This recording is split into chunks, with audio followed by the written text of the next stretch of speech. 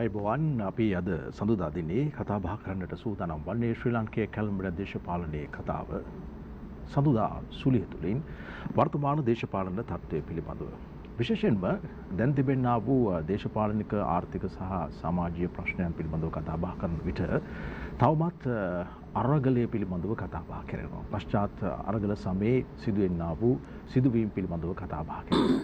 ආර්ථික තත්ත්වයන් පිළිබඳව කතා බහ කරන විට ජනතාව තවමත් කියන්නේ අපිට දරා ගන්නට පුළුවන් තැනක නෙවෙයි රටේ බඩු මිල තිබෙන්නේ. අපිට අවශ්‍ය කරන දේවල් ගන්නට පුළුවන්කමක් නැහැ, හැකියාවක් නැහැ. කවද්ද මේක අඩු කරන්නේ?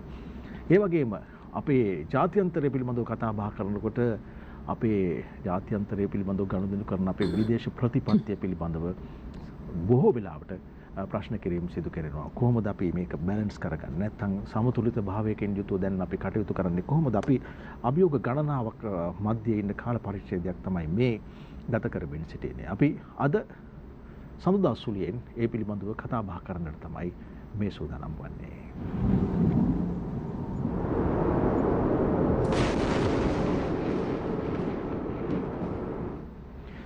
අපි අපේ පූර්ව ප්‍රචාරයන් හේ දැනුම් දුන් පරිදිම මේ කතිකාවට අද එකතු කරගන්නේ අධිකරණ බන්ධනාගාර හා ව්‍යවස්ථා ප්‍රතිසංස්කරණ අමාත්‍ය ජනාධිපති නීතිඥ ආචාර්ය විජේදාස රාජපක්ෂ මහත්මයා. අයිබෝන්. හැමතුමනි අපි කතා බහ කරන්නට මත්තෙන් වර්තමානය පිළිබඳව කතා බහ කරනකොට අපිට ගොඩක් දේවල් කතා බහ කරන්න තිබෙනවා. දැන් සිදුවෙනා වූ දේශපාලනික වටපිටාව පිළිබඳව කතා බහ කළොත්. නමුත් මම කැමති අපේ මේ සෑම වෙනස්කමක්ම පහුගිය කාල සීමාවන් තුළ දේශපාලනික වශයෙන් සිද්ධ වෙච්ච, ආර්ථික වශයෙන් සිද්ධ වෙච්ච, සමාජීය වශයෙන් සිද්ධ වෙච්ච සෑම වෙනස්කමකටම මුල පෙරුවේ අරගලය. දැන් අපි ගත කරමින් සිටින්නේ එහි පසු කාල පරිච්ඡේදයක්. අපි කිසිම විටකත් අපි කල්පනා කරන්නේ නැහැ අරගලය නිමයි කියන කාරණය. ජනතාවගේ හදවත් තුළ අරගලයක් තිබෙනවා තාමත් ජීවත් වන්නට. සමහරක් විට ඒ අරගලය ඔවුන්ගෙන් සමාජගත වන්නට තවත් ඉඩකඩ තිබෙනවා. හැමතුමනි දැන් මේ තියෙන තත්ත්වය ඔබේ කියවීම කොහොමද මේ පශ්චාත් අරගල කාලය පිළිබඳව? මේ තියෙන අද මතුවෙච්ච තත්ත්වය වෙච්ච වෙනස්කම් ඇත්ත වශයෙන්ම අරගලය නිසා වුණාට කියනකට වැඩිය නිවැරදි. අරගලයට පෙර රාජ්‍ය ප්‍රතිපත්තියේ තිබුණු අඩුපාඩුකම් සහ වැරදි තීරණ හේතුවෙන් ඇතිවෙච්ච දෙයක්. ඒකේ ප්‍රතිඵලයක් විදිහට තමයි ජනතාවගේ නැගිටීමක් ඇති වුණේ. හැබැයි දැන් මේ ජනතා නැගිටීම පිළිබඳව අපිට පූර්ව අවබෝධයක් තිබුණා දීර්ඝ කාලෙක ඉඳලා. මේ රටේ ආර්ථිකයේ හසුරුවපු ආකාරය, ඒ වගේම විශාල වශයෙන් සිදු වුණ වංචා දූෂණ සහිත ගනුදෙනු, ඒ වගේම ආර්ථිකය පිළිබඳව හරි දැක්මක් නොමැතිව ගත්ත තීරණ තමයි මෙතෙන්ට ජනතාව තල්ලු කරේ. හැබැයි මේ පිළිබඳව කල් වේලා ඇතුව ජනතාව දැනුවත් කරත් ජනතාව ඒක තමන්ගේ ප්‍රශ්නයක් විදිහට බාරගත්තේ නැහැ. අවසාන වශයෙන් මේක ජනතාවගේ අත්‍යවශ්‍ය භාණ්ඩ ලබා ගැනීම පිළිබඳව බරපතල ප්‍රශ්නයක් විදිහට දැනෙනකොට තමයි ජනතාව මේක තේරුම් ගත්තේ මේක ඒගොල්ලන්ට බලපාන ප්‍රශ්නයක් කියලා. ඉතින් ඒකේ ප්‍රතිඵලයක් විදිහට තමයි ජනතාව පාරට බැස්සේ අරගලයක් කරේ.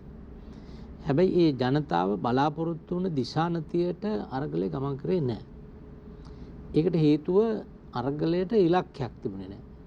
සහ අරගලයට නායකයෙක් හිටියේ නැහැ.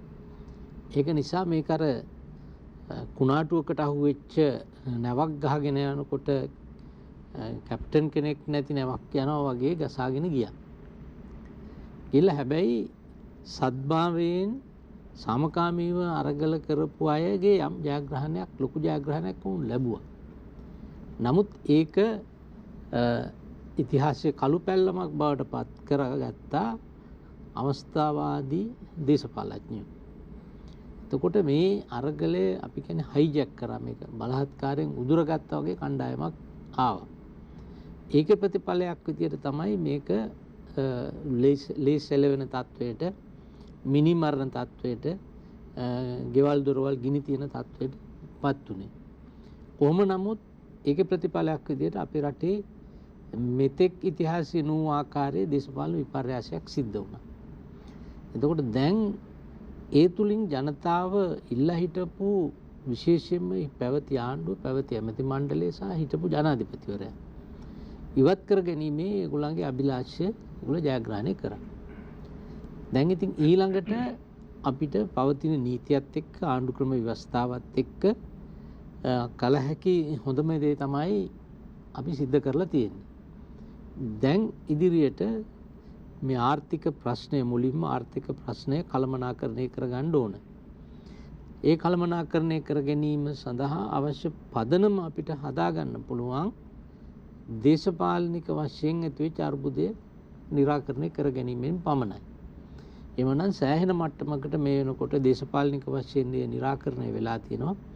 ආර්ථික වශයෙන් උත් සෑහෙන මට්ටමකට निराකරණය කරලා තියෙනවා. හැබැයි ජීවන බර අතින් ගත්තට පස්සේ තව අපිට හුඟක් අභියෝග ඉදිරියට තියෙනවා. ඇමතුමනි දැන් ඔබ කියනවා මේ අපේ අනෙකුත් සියලු ප්‍රශ්න වලට විසඳුම තියෙන දේශපාලනික වශයෙන් අපි හරි ස්ථාවරත්වයක් හදාගත්තා. ඔබ හිතනවාද මේ තියෙන තත්ත්වයේ දේශපාලනික වශයෙන් ස්ථාවරත්වයක් තිබෙන තත්ත්වයක් කියලා? මේ තියෙන තත්ත්වය දේශපාලනික වශයෙන් ස්ථාවරත්වයක් තියෙන තත්ත්වයක් කියලා. පැවතිත් මේ අපි කොයි දේත් බලන්නේ සංසන්දනාත්මකවනේ. අනාගතයේ තියෙන තත්ත්වයක් එක්ක අද අපිට සංසන්දනයක් කරන්න බෑ. උපකල්පනයක් විතරක් කරන්න පුළුවන්. පැවති තත්ත්වයක් එක්ක මේක අපි ලබපු ප්‍රගතියක් කියන එක බොහොම පැහැදිලි. එමතුමනි දැන් තවමත් මේ පාර්ලිමේන්තුවේ ව්‍යුහය අරගෙන බැලුවොත් හිටපු ජනාධිපතිවරයාගේ ආණ්ඩුව තමයි ඉන්නේ.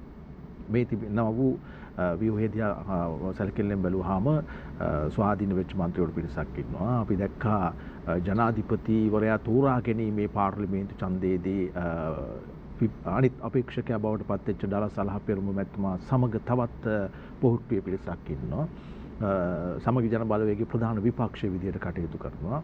ඒත් එක්කම තවත් മന്ത്രിවරුන් තම තමන්ගේ ස්වාධීනත්වයේ ප්‍රකාශයට පත් කරමින් සිටිනවා. මේ තත්ත්වයේ යටතේ අපිට පුළුවන්කමක් තියනවාද දැන් ජනාධිපතිවරයා එක් පක්ෂයක ආණ්ඩුව තව පක්ෂයක ආණ්ඩුව නියෝජනය කරන තවත් පිරිසක් කැඩිලා බිඳලා ගිහිල්ලා තියෙන්නේ. ඔය කොහොම කිව්වත් ඇමතුමනි අපිට මැතිවරණයකට ගිහිල්ලා හොඳ ස්ථාවර ආණ්ඩුවක් හදාගන්නවා තරම් හොඳ විසඳුමක් පේන්න නෑ නේද මේ ආණ්ඩුව ඇතුලේ? දැන් මේ ඔය කියපු වෙනස්කම් සියල්ල උනේ අපේ රටේ ආණ්ඩු ක්‍රම ව්‍යවස්ථාවට අනුකූලවනේ. අපිට වෙන හදන්න ක්‍රමයක් නැහැ. යම් කිසි කණ්ඩායමක් පාරට බැහැලා ඒගොල්ලෝ කියනවා නම් අහවලා නෙවෙයි අගමැති කරන්න ඕන, අහවලා නෙවෙයි ජනාධිපති කරන්න ඕන කියලා. එහෙමනම් ඒ රටේ නීති ආධිපත්‍යයක් නැහැනේ. එහෙනම් ඒ රට ඇවිල්ලා එක්ක ඒකාධිපති රටක් එහෙම නැත්නම් වන නීතියක් වල්වැදිච්ච වනචාරී රටක් වෙන්න ඕන. දැන් කොයි දේත් වෙන්නට ඕන ඒ රටේ තියෙන නීතියට අනුව. ඒක නිසානේ ප්‍රජාතන්ත්‍රවාදී මුඛ්‍ය පරමාර්ථයේ නීති ආධිපත්‍ය ආරක්ෂා කරන එක. ඒතොර නීති ආධිපත්‍ය ආරක්ෂා කරන්න ඕන නම් සියලු කටයුතු නීතියට අනුව වෙන්න ඕන. අපේ මුඛ්‍ය නීතිය ආණ්ඩු ක්‍රම ව්‍යවස්ථාවට අනුව තමයි ওই කියන වෙනස්කම් සිද්ධ වුනේ. ප්‍රජාතන්ත්‍රවාදී දේශපාලන පක්ෂ තියෙනවා. ඒක තමයි ඒ ස්වභාවය. විවිධ මත දරන පක්ෂ තියෙනවා, විවිධ මත දරන කණ්ඩායම් තියෙනවා. ආණ්ඩු පක්ෂෙම ජනාධිපතිවරයා ඉන්න ඕනේ කියලා නියමයක් තියෙනවා නම් එහෙමනම් ආණ්ඩු ක්‍රම ව්‍යවස්ථාව හදද්දි තමයි ඒක කළ යුතුව තිබුණේ. දැන් එහෙම දෙයක් හදලා නැත්තේ එහෙම අවශ්‍යතාවයක් නැහැ කියලා පිළිගන්න නිසා. 2000 මැතිවරණයේදී චන්ද්‍රිකා බණ්ඩාරනායක ජනාධිපතිතුමිය එක පැත්තක විපක්ෂයේ හිටපු රනිල් වික්‍රමසිංහ මැතිතුමාගේ පක්ෂයේ එක්සත් ජාතික පක්ෂ ආණ්ඩුවක් පිහිටුවා. අවුරුදු දෙකමාරක් ගියා. ඒක තමයි ප්‍රජාතන්ත්‍රවාදී ස්වභාවය. 1968 දැන් මේ ආණ්ඩු ක්‍රම ව්‍යවස්ථාවට අනුකූලව හදපු ප්‍රංශයේ තිබෙන ඩිගෝල්ගේ ආණ්ඩු ක්‍රම ව්‍යවස්ථාව අනුවත් 1968 මිත්‍රොන් ජනාධිපතිවරයා ජනාධිපති වෙලා ඉඳිද්දී පාර්ලිමේන්තුවේ විපක්ෂේ. ඒක ප්‍රශ්නයක් කරගත්තේ නැහැ ඒගොල්ලෝ ගියා. ඉතින් එතෙන්දී බලතල පිළිබඳව යම් ගැටීම් එන එක අපිට වළක්වන්න බෑ. හැබැයි එහෙම ගැටීම් එන එක අපි නරකයි කියලා කියන්නෙත් නැහැ. මොකද ගැටීමක් එන්නේ ඒ රටට යම් කිසි පාර්ශවයක් හිතනවා නම් අනිකුත් පාර්ශවය ගන්න තීන්දුව తీරන රටට අගතිදායකයි කියලා ඒ ගැටීම හරහා වෙනසක් වෙනවා නම් ඒක රටට හොඳයි. එතන වරද වෙන්නේ අර තමන්ගේ පෞද්ගලික කටයුතු නැත්තම් තමන්ගේ පක්ෂයේ ජයග්‍රහණය නැත්තම් ශක්තිමත් කිරීමේ අරමුණු වගේ දේවල් ඉදිරියට આવොත් විතරයි ඒක ප්‍රශ්නයක් බවට පත් වෙන්නේ. ඇමතුමනි දැන් ඔබ මේ ආණ්ඩුවේ දැනට පවතින ආණ්ඩුවේ ව්‍යවස්ථා ප්‍රතිසංස්කරණය පිළිබඳවත් වගකීම දරන අමාත්‍යවරයා. ඔබට හිතෙන්නේ නැද්ද දැන් අපි 20 වතාවක් මේක සංශෝධනය කරානේ. 21ක් ආවා ඊට පස්සේ ඔබතුමන් මැදිහත් වෙලා 22 වෙනි ආණ්ඩුක්‍රම ව්‍යවස්ථා සංශෝධනයක් ගෙනල්ලා තිබෙනවා. මේ 20 වතාවෙන්ම ඇමතිතුමනි අපිට පොදු ජනතාව විදිහට අපිට අපේ ඕනෑපාකම් වලට මං හිතන්නේ දෙතුන් පාරක් ඕන නම් මේ සංශෝධන සිද්ධ වෙලා ඇති. අපි ඊටම සාධනීය විදිහට ගන්නවා 13 වෙනි ආණ්ඩුක්‍රම ව්‍යවස්ථා සංශෝධනය 17 ඊට පස්සේ 19 ඊට පස්සේ දැන් ඔබතුමන්ගේ මැදිහත් වීමෙන් ඉදිරිපත් කරලා තිබෙන මේ 22 පිළිබඳව අපි බලාපොරොත්තු වෙමින් ඉන්නවා. අපිට තාම මේ පිළිබඳව කියවීමක් නැහැ. කොහොම වුණත් අමාත්‍යතුමනි ඔබට හිතෙන්නේ නැද්ද මේ ආණ්ඩුක්‍රම ව්‍යවස්ථාව හරිගස්සලා තියෙන විදිහ මේ අපේ යන දේශපාලනික වශයෙන් අපේ පාලන තන්ත්‍රයේ තියෙන මේ පැටර්න් එක ජනතාවගෙන් සෑහෙන දුරස් වෙලා තියෙන කියලා. ඇත්ත වශයෙන්ම මේ දුරස් වීම වෙලා තියෙන්නේ මේ ව්‍යවස්ථාව යටතේ තමයි. හැබැයි මූලික වශයෙන් මේ දුරස් වීමට පාදක වෙලා තිබෙන්නේ අපේ මේ පවතින මැතිවරණ ක්‍රමය. මේ මැතිවරණ ක්‍රමය හරහා ගැටලු විශාල සංඛ්‍යාවක් මතුවලා තියෙනවා. පළවෙනි එක තමයි මේ මුල්ම කාරණේ තමයි මේ මැතිවරණ ක්‍රමයට හැමෝටම මුණ දෙන්න බෑ. මේකට ඔරොත්තු දෙන්නේ හරි සුළු පිරිසක්. එක පැත්තකින් විශාල දිස්ත්‍රික්කයක් තුල මැතිවරණයක් කරන්න වැය කරන්න තිබෙන මුදල ශ්‍රම ශක්තිය වගේ දේවල් බලපුවාම සාමාන්‍ය උගතෙක් විද්වතෙක් වෘත්තිකයෙක් තරුණයෙක් කාන්තාවක් ඒ කාර්යයට අත ගන්න හරි බයයි. ඒක ලේසි පහසු කාර්යයක් නෙවෙයි. දෙවෙනි කාරණය ආසනයට වගේ කියන മന്ത്രിවරයෙක් ඉන්න සමයේදී හරි සමීප සම්බන්ධතාවයක් ගොඩ නැගිලා තිබුණා. දැන් එහෙම ගොඩ නැගින්න බෑ. මොකද ආසන කොළඹ දිස්ත්‍රික්කය ගත්තොත් ආසන 15ක්. ඉතින් අර එක ආසනයක ජනතාවත් එක්ක තියෙන සබදියාව ආසන 15ටම අපි බෙදලා යන්න ඕනේ. අනිත් පැත්තෙන් ඒ ආසනේ වෙනුවෙන් හරියට වගේ කියන්න කෙනෙක් නැහැ. ඉතින් ඒ වගේ ගැටලු විශාල සංඛ්‍යාවක් තියෙනවා. ඒ ඔක්කොටම වැඩිය මේකේ තියෙන භයානකම පැත්ත තමයි මේ මැතිවරණ ක්‍රමය දූෂණයට දොර විවෘත කරනවා. දැන් කලින් කියපු විදිහට මේ විශාල මැතිවරණ ව්‍යාපෘතියකට යන්න බොහෝ දිනෙක මුදල් සොයාගන්නේ කොහෙන්ද? එතකොට එහෙම මුදල් දෙනකොට කවුද ඒවට මුදල් ආයෝජනය කරන්නේ? ඒවට හුඟක් වෙලාවට ආයෝජනය කරන්නේ කළු සල්ලිකාරයෝ නැත්තම් නීති විරෝධී ලෙස මුදල් උපයන උදවිය. එතකොට දැන් ඒ වගේ අයගේ සහයෝගය අරගෙන යන මහජන නියෝජිතයාට තියෙන වගකීම කුමක්ද? කාටද වැඩියෙන් සේවය කරන්න? සහ ඔහු පිළිබඳව ජනතාවගේ තිබෙන පිළිගැනීම කුමක්ද?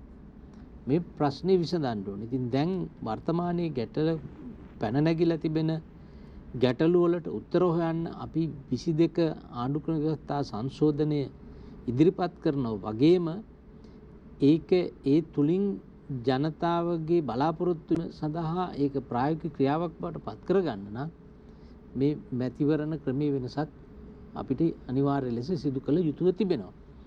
ආණ්ඩුක්‍රම ව්‍යවස්ථාවකට සංශෝධනය විශාල සංඛ්‍යාවක් ආවයි කියන එකත් එච්චර ප්‍රශ්නයක් කරගන්න අපිට උවමනා නැහැ. හැබැයි ඔබ කියපු විදිහට ඒ සංශෝධනයේ සිදු කරන්නේ සත්‍ය ලෙසින්ම ජනතාවගේ සුභසිද්ධිය වෙනුවෙන්ම නොව දේශපාලඥයින්ගේ යම් අරමුණු නිසා නම් දේශපාලන පක්ෂවල ඉලක්ක දිනා ගැනීම සඳහා නම් අන්න එතන තමයි ප්‍රශ්නේ තියෙන්නේ.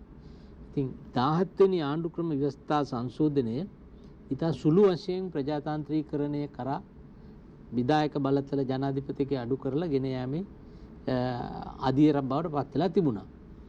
එතකොට ඒක අහෝසි කිරීම තුළින් තමයි මේ ප්‍රශ්නය රටේ ජනතාවට මේ කියන්නේ ඇස්සැරෙන මට්ටමට පෙනුනේ මේ විධායක ජනාධිපතිවරයාගේ ක්‍රියාකලාපය තුළ රටේ නීති ආධිපත්‍ය කොහොමද කඩා වැටෙන්නේ කියලා. ඉතින් ඒක නිසා තමයි අපි 19 වෙනි සංශෝධනය ගෙනල්ලා 18 ඉවත් කරලා නැවතත් මේ රටේ යම් මට්ටමකට ප්‍රජාතන්ත්‍රවාදය ස්ථාපිත කළේ. හැබැයි 20න් නැවතත් ඒක ආපස්සට හරවපු නිසා තමයි මේ 22 ගේන්න සිද්ධ වුණේ. දැන් ඔබගේ විවේචනය මේ ඔය කියපු ව්‍යවස්ථා ටික සම්බන්ධව ඒක හරි සාධාරණයි.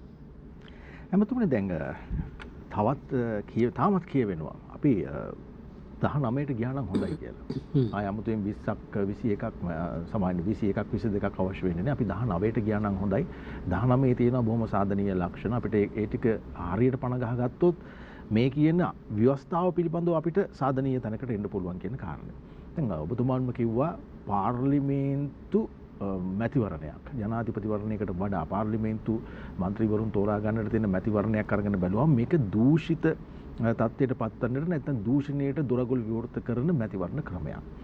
එතකොට ඔබ කිව්වා හරි ඉස්සර ගමේ මිනිස්සු අපේ මන්ත්‍රීතුමා කියලා කිව්වා. දැන් කවුරුත් අපේ මන්ත්‍රීතුමා කියලා කියන්නේ මොකද අපේ මන්ත්‍රීතුමා කවුද කියන්නේ අපි දන්නේ නැහැ. අපේ පණිවිඩයක් ගිහින් කියන්න අපේ ප්‍රශ්නයක් ගිහින් කියන්න කොයි මන්ත්‍රීතුමාද කියන්න අපි දන්නේ නැහැ.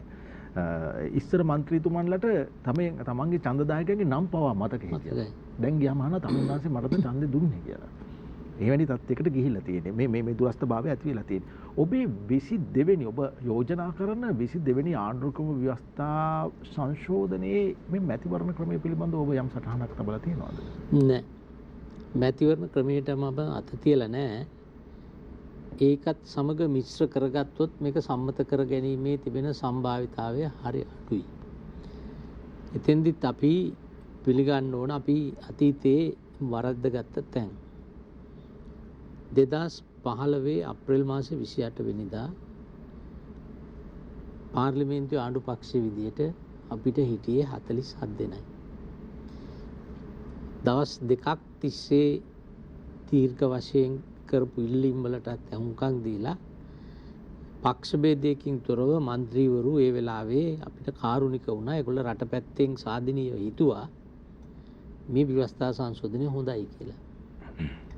ඒක නිසා තමයි එක മന്ത്രിවරයෙක් හැර අනිත් සියලු දෙනා මේකට පක්ෂව ඡන්දෙ දුන්නේ. එතකොට ඒතෙන්දී ඔක්කොගෙම නොවුනත් മന്ത്രിවරු විශාල සංඛ්‍යාවකගේ අපේක්ෂාවක් තිබුණා. අපිත් ඒ පිළිබඳව ඔවුන්ට කතා කරලා තිබුණා. ඊළඟ පාර්ලිමේන්තු මැතිවරණය. ඒ කියන්නේ 2015 අප්‍රේල් මාසයෙන් පස්සේ එන පාර්ලිමේන්තු මැතිවරණයට පෙර අපි මැතිවරණ ක්‍රමය සංශෝධනය කරනවා කියලා. ඒ වෙනුවෙන් අපි 20 වෙනි සංශෝධනය පාර්ලිමේන්තුවට ඉදිරිපත් කරලා තිබුණා. එතකොට අවාසනාවකට වගේ එය සම්මත කර ගැනීම සඳහා අපි කටයුතු පිළියෙල කරමින් තිබෙන මොහොතක පාර්ලිමේන්තුව විසිරෙව්වා.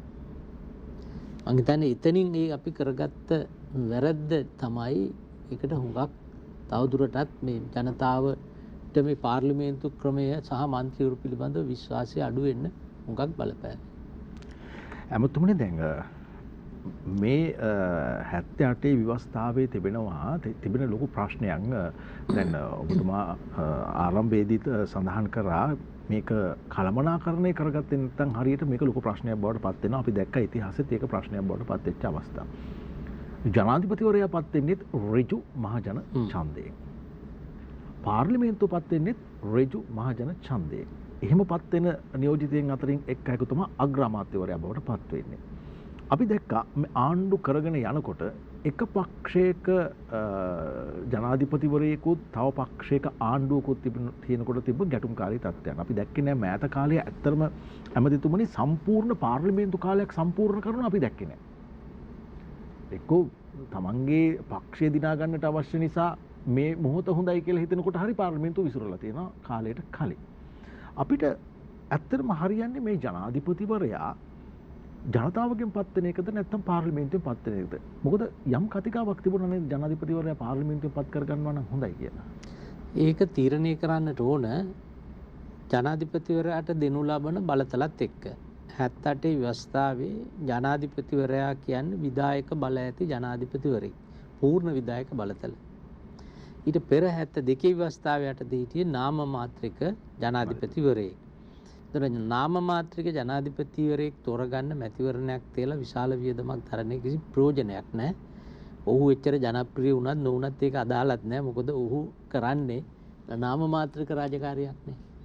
නමුත් විධායක ජනාධිපති ධූරයේ තියෙන රටවල් වල ජනතාවට ඒ බලය තියෙනවා තමන් කැමති කෙනෙක් තෝරගන්න.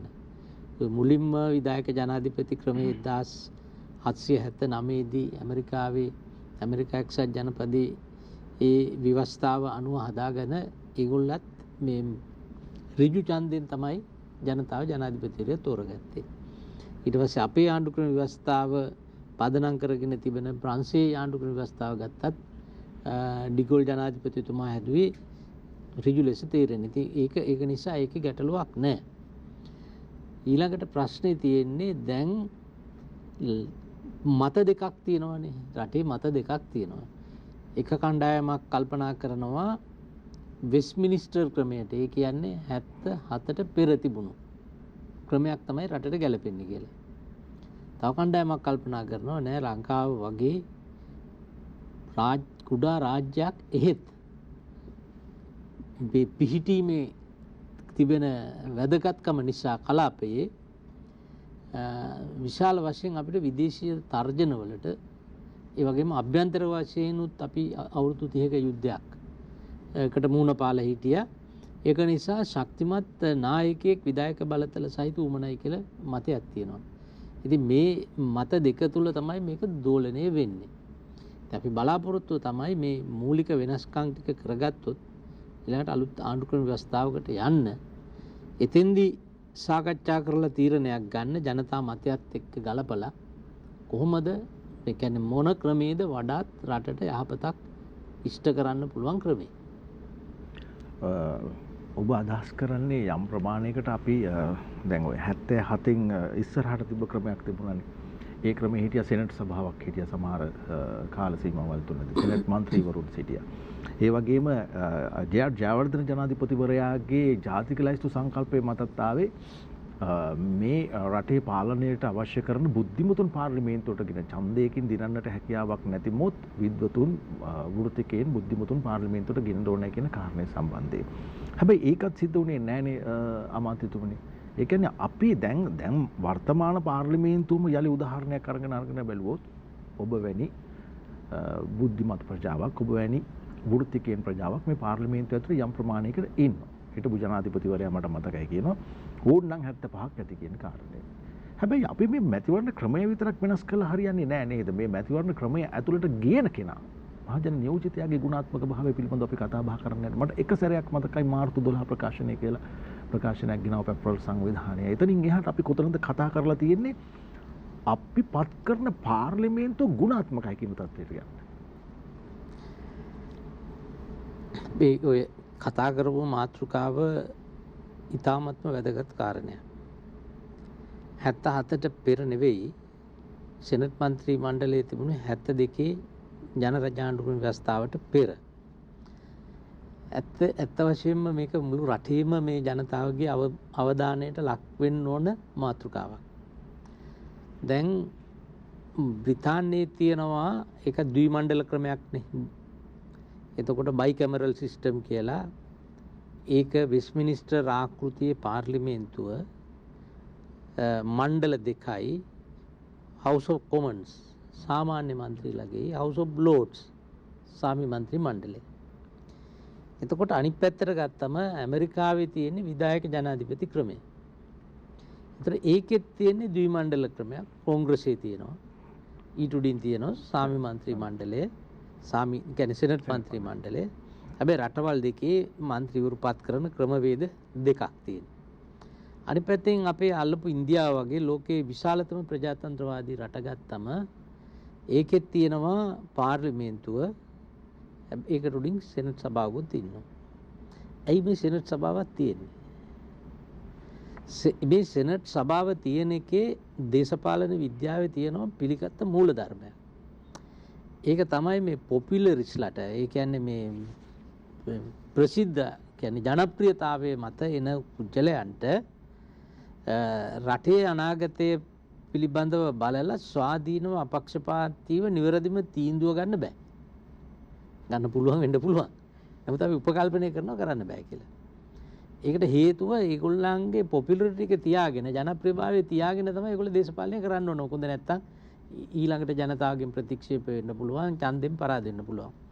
උදාහරණයක් විදිහට ගමුකෝ මම නියෝජනය කරන්නේ මේ දීවර ගම්මාන තියෙන විරලාසන්න ආසනයක් කියලා. එතකොට දැන් ඔය විරලාසන්න කලාපයේ ඒ පරිසර පද්ධතිය ආරක්ෂා කරගන්න ගේනවා පරිසර ඇමතිතුමා මේ නීතියක්. හැබැයි ඉතින් ඇත්ත වශයෙන්ම ඒක දිගු කාලීනව අත්‍යවශ්‍ය දෙයක්. හැබැයි මේ ප්‍රදේශීය දේවරය බලනවා දැන් මේක ගෙන આવුත් එමේ ඒගොල්ලන්ට කෙටි කාලීනව ගත්තොත් ආදායම් මාර්ග වලට අවහිරතාවයක් නැති වෙනවා. ඒතකොට මේ ප්‍රදේශයේ නියෝජනය කරන മന്ത്രിවරයා විදිහට මට ජනතාවගේ මතයට විරුද්ධව යන්න බෑ. හැබැයි ජනතාව ඉන්නේ වැරදි මතයක. ඒත් මට විරුද්ධව යන්න බෑ මගේ තියෙන බැඳීම නිසා. නමුත් සෙනට් මණ්ඩලයක් තියෙනකොට එහෙම බැඳීමක් නැහැ. ඒක තමයි ප්‍රතිපත්තිය. කොච්චර උගත් අය බ්‍රිතාන්‍ය පාර්ලිමේන්තුවට තීරීපත් කරලා ජනතාව එව්වත් තීන්දුව తీරන ගැනීමේදී ඒක අධීක්ෂණය කරමින් කිරීමේ යම් කිසි බලයක් ඉහළ අධිකරණයට ඉහළ මණ්ඩලයට තියෙනවා. ඉතින් ඕක ඉතා හොඳ ක්‍රමයක්. එතකොට දැන් ලංකාවෙත් ওই ක්‍රමේ තිබුණා 1972 ව්‍යවස්ථාව සම්මත කරනකම්. සිරිමා බණ්ඩාරනායක මැතිණිය පවා අග්‍රාමාත්‍යවරිය බවට පත් වුණේ සෙනට් මණ්ඩලයේ සමාජිකයෙක් බවට පත් වෙලා. එතකොට ඒ සෙනට් මණ්ඩලයට අත්ත වශයෙන්ම මේක සලකන්නේ බුද්ධි මණ්ඩලයක් කියලා. Galaxy of Intellects කියලා තමයි කියන්නේ. එතකොට මේ පළවෙනි 1948 පළවෙනි පාර්ලිමේන්තු සමය ගත්තත් එදා අධිකරණ නැමැතිවරයා විදියට පත් කරෙත් සෙනට් මණ්ඩලයේ සමාජිකයෙක් ශ්‍රීමත් ලලිත රාජපක්ෂ මැතිතුමා. එතකොට සෙනට් මණ්ඩලෙත් යම් නියෝජනයක් තියෙනවා. දැන් සමහර රටවල් වල ඇමතිකම් දරන්න බෑ. නමුත් ලංකාවේ තිබුණු ක්‍රමයේ අනුව ඇමතිවරු පත් කරන්න පුළුවන් දෙන්නෙක් විතර සාමාන්‍යයෙන් හිටියා කොයි වෙලෙත්. හැබැයි මුදල් ඇමතිකම සෙනට් මණ්ඩලයට දෙන්න බෑ. එතකොට දැන් 72 ජනරජ ආණ්ඩු ක්‍රම ව්‍යවස්ථාව මගින් මේක අහෝසි කරා. ඒ ව්‍යවස්ථාව සම්පාදනයේදී කරගත්ත විශාලත ඓතිහාසික වරදක් විදියට දකින්න පුළුවන් කාරණයක් මේක. දැන් ඒක පවතින කාලේ සෑම ජන කොටසකම පිළිගත් වෘත්තිකයන් විද්වතුන් තමයි ඒකේ හිටියේ විද්වත් මණ්ඩලය. දැන් 1987 වෙනකොට මේ සුළු ජාතික පිළිබඳව යම් ප්‍රශ්නයක් උතුර නැගෙනහිර එනකොට ඉන්දියාව අපිට බල කරලා තමයි 13 වෙනි සංශෝධනය හරහා පළාත් සභාව අපිට හඳුන්වලා දුන්නේ. හැබැයි අපිට සෙනට් සභාව තිබුණා නම් සියලු සුළු ජාතිකයන් යම් මට්ටමකට සෑහීමකටපත් වෙනවා. ඒගොල්ලන්ගේ සමාජයේ ඉහළටම ඉගෙනගත්ත පිළිගත් බුද්ධිමතුන් ඉන්නවා සෙනට් එකේ අපිට හානියක් වෙන්නේ නැහැ ඒගොල්ලෝ ඉන්න නිසා කියලා ඒක ආරක්ෂා පිළිබඳ ලොකු තහවුරුවක් තිබුණා.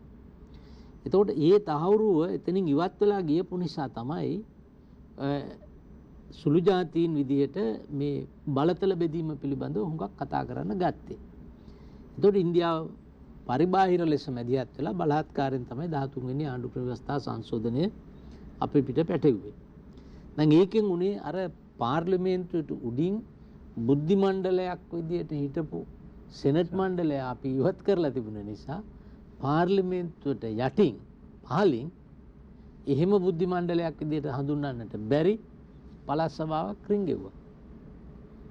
ඉතින් ඒකේ ප්‍රතිඵලය ගත්තොත් මම විශ්වාස කරන විදියට පළාත් සභාවලින් යම් සේවයක් වුණා තමයි. හැබැයි අපි දරන ජනතාව මුදලෙන් දරන වියදම් එක බලනකොට සහ ඒ කාර්යක්ෂමතාවය බලනකොට රටේ ජනතාව ගැන කිසි පැහැදීමක් පළාත් සභාව පිළිබඳව නැහැ. හොඳයි. අපි කතා බහ කරමින් ඉන්නේ අධිකරණ බන්ධනාගාර සහ ව්‍යවස්ථා ප්‍රතිසංස්කරණ අමාත්‍ය ජනාධිපති නීතිඥ ආචාර්ය විජේදාස රාජපක්ෂ මැතිතුමන් සමගින් විශේෂයෙන්ම අපි දැන් කොයි පැත්තටද යන්න ඕනේ කියන කාරණේ. සමහර ප්‍රශ්න වලට ව්‍යවස්ථාවෙන් විසඳුම් හොයන්නට පුළුවන්. සමහර ප්‍රශ්න වලට නීතියෙන් විසඳුම් හොයන්නට පුළුවන්. සමාජ ප්‍රශ්න වලට සමාජ කතිකාවෙන් තමයි විසඳුම් හොයන්නට පුළුවන්කම තියෙන්නේ. අපි කෙටි විරාමයක් ලබාගෙන ඇවිල්ලා මේකේ ඉතුරු කොටස කතා කරමු.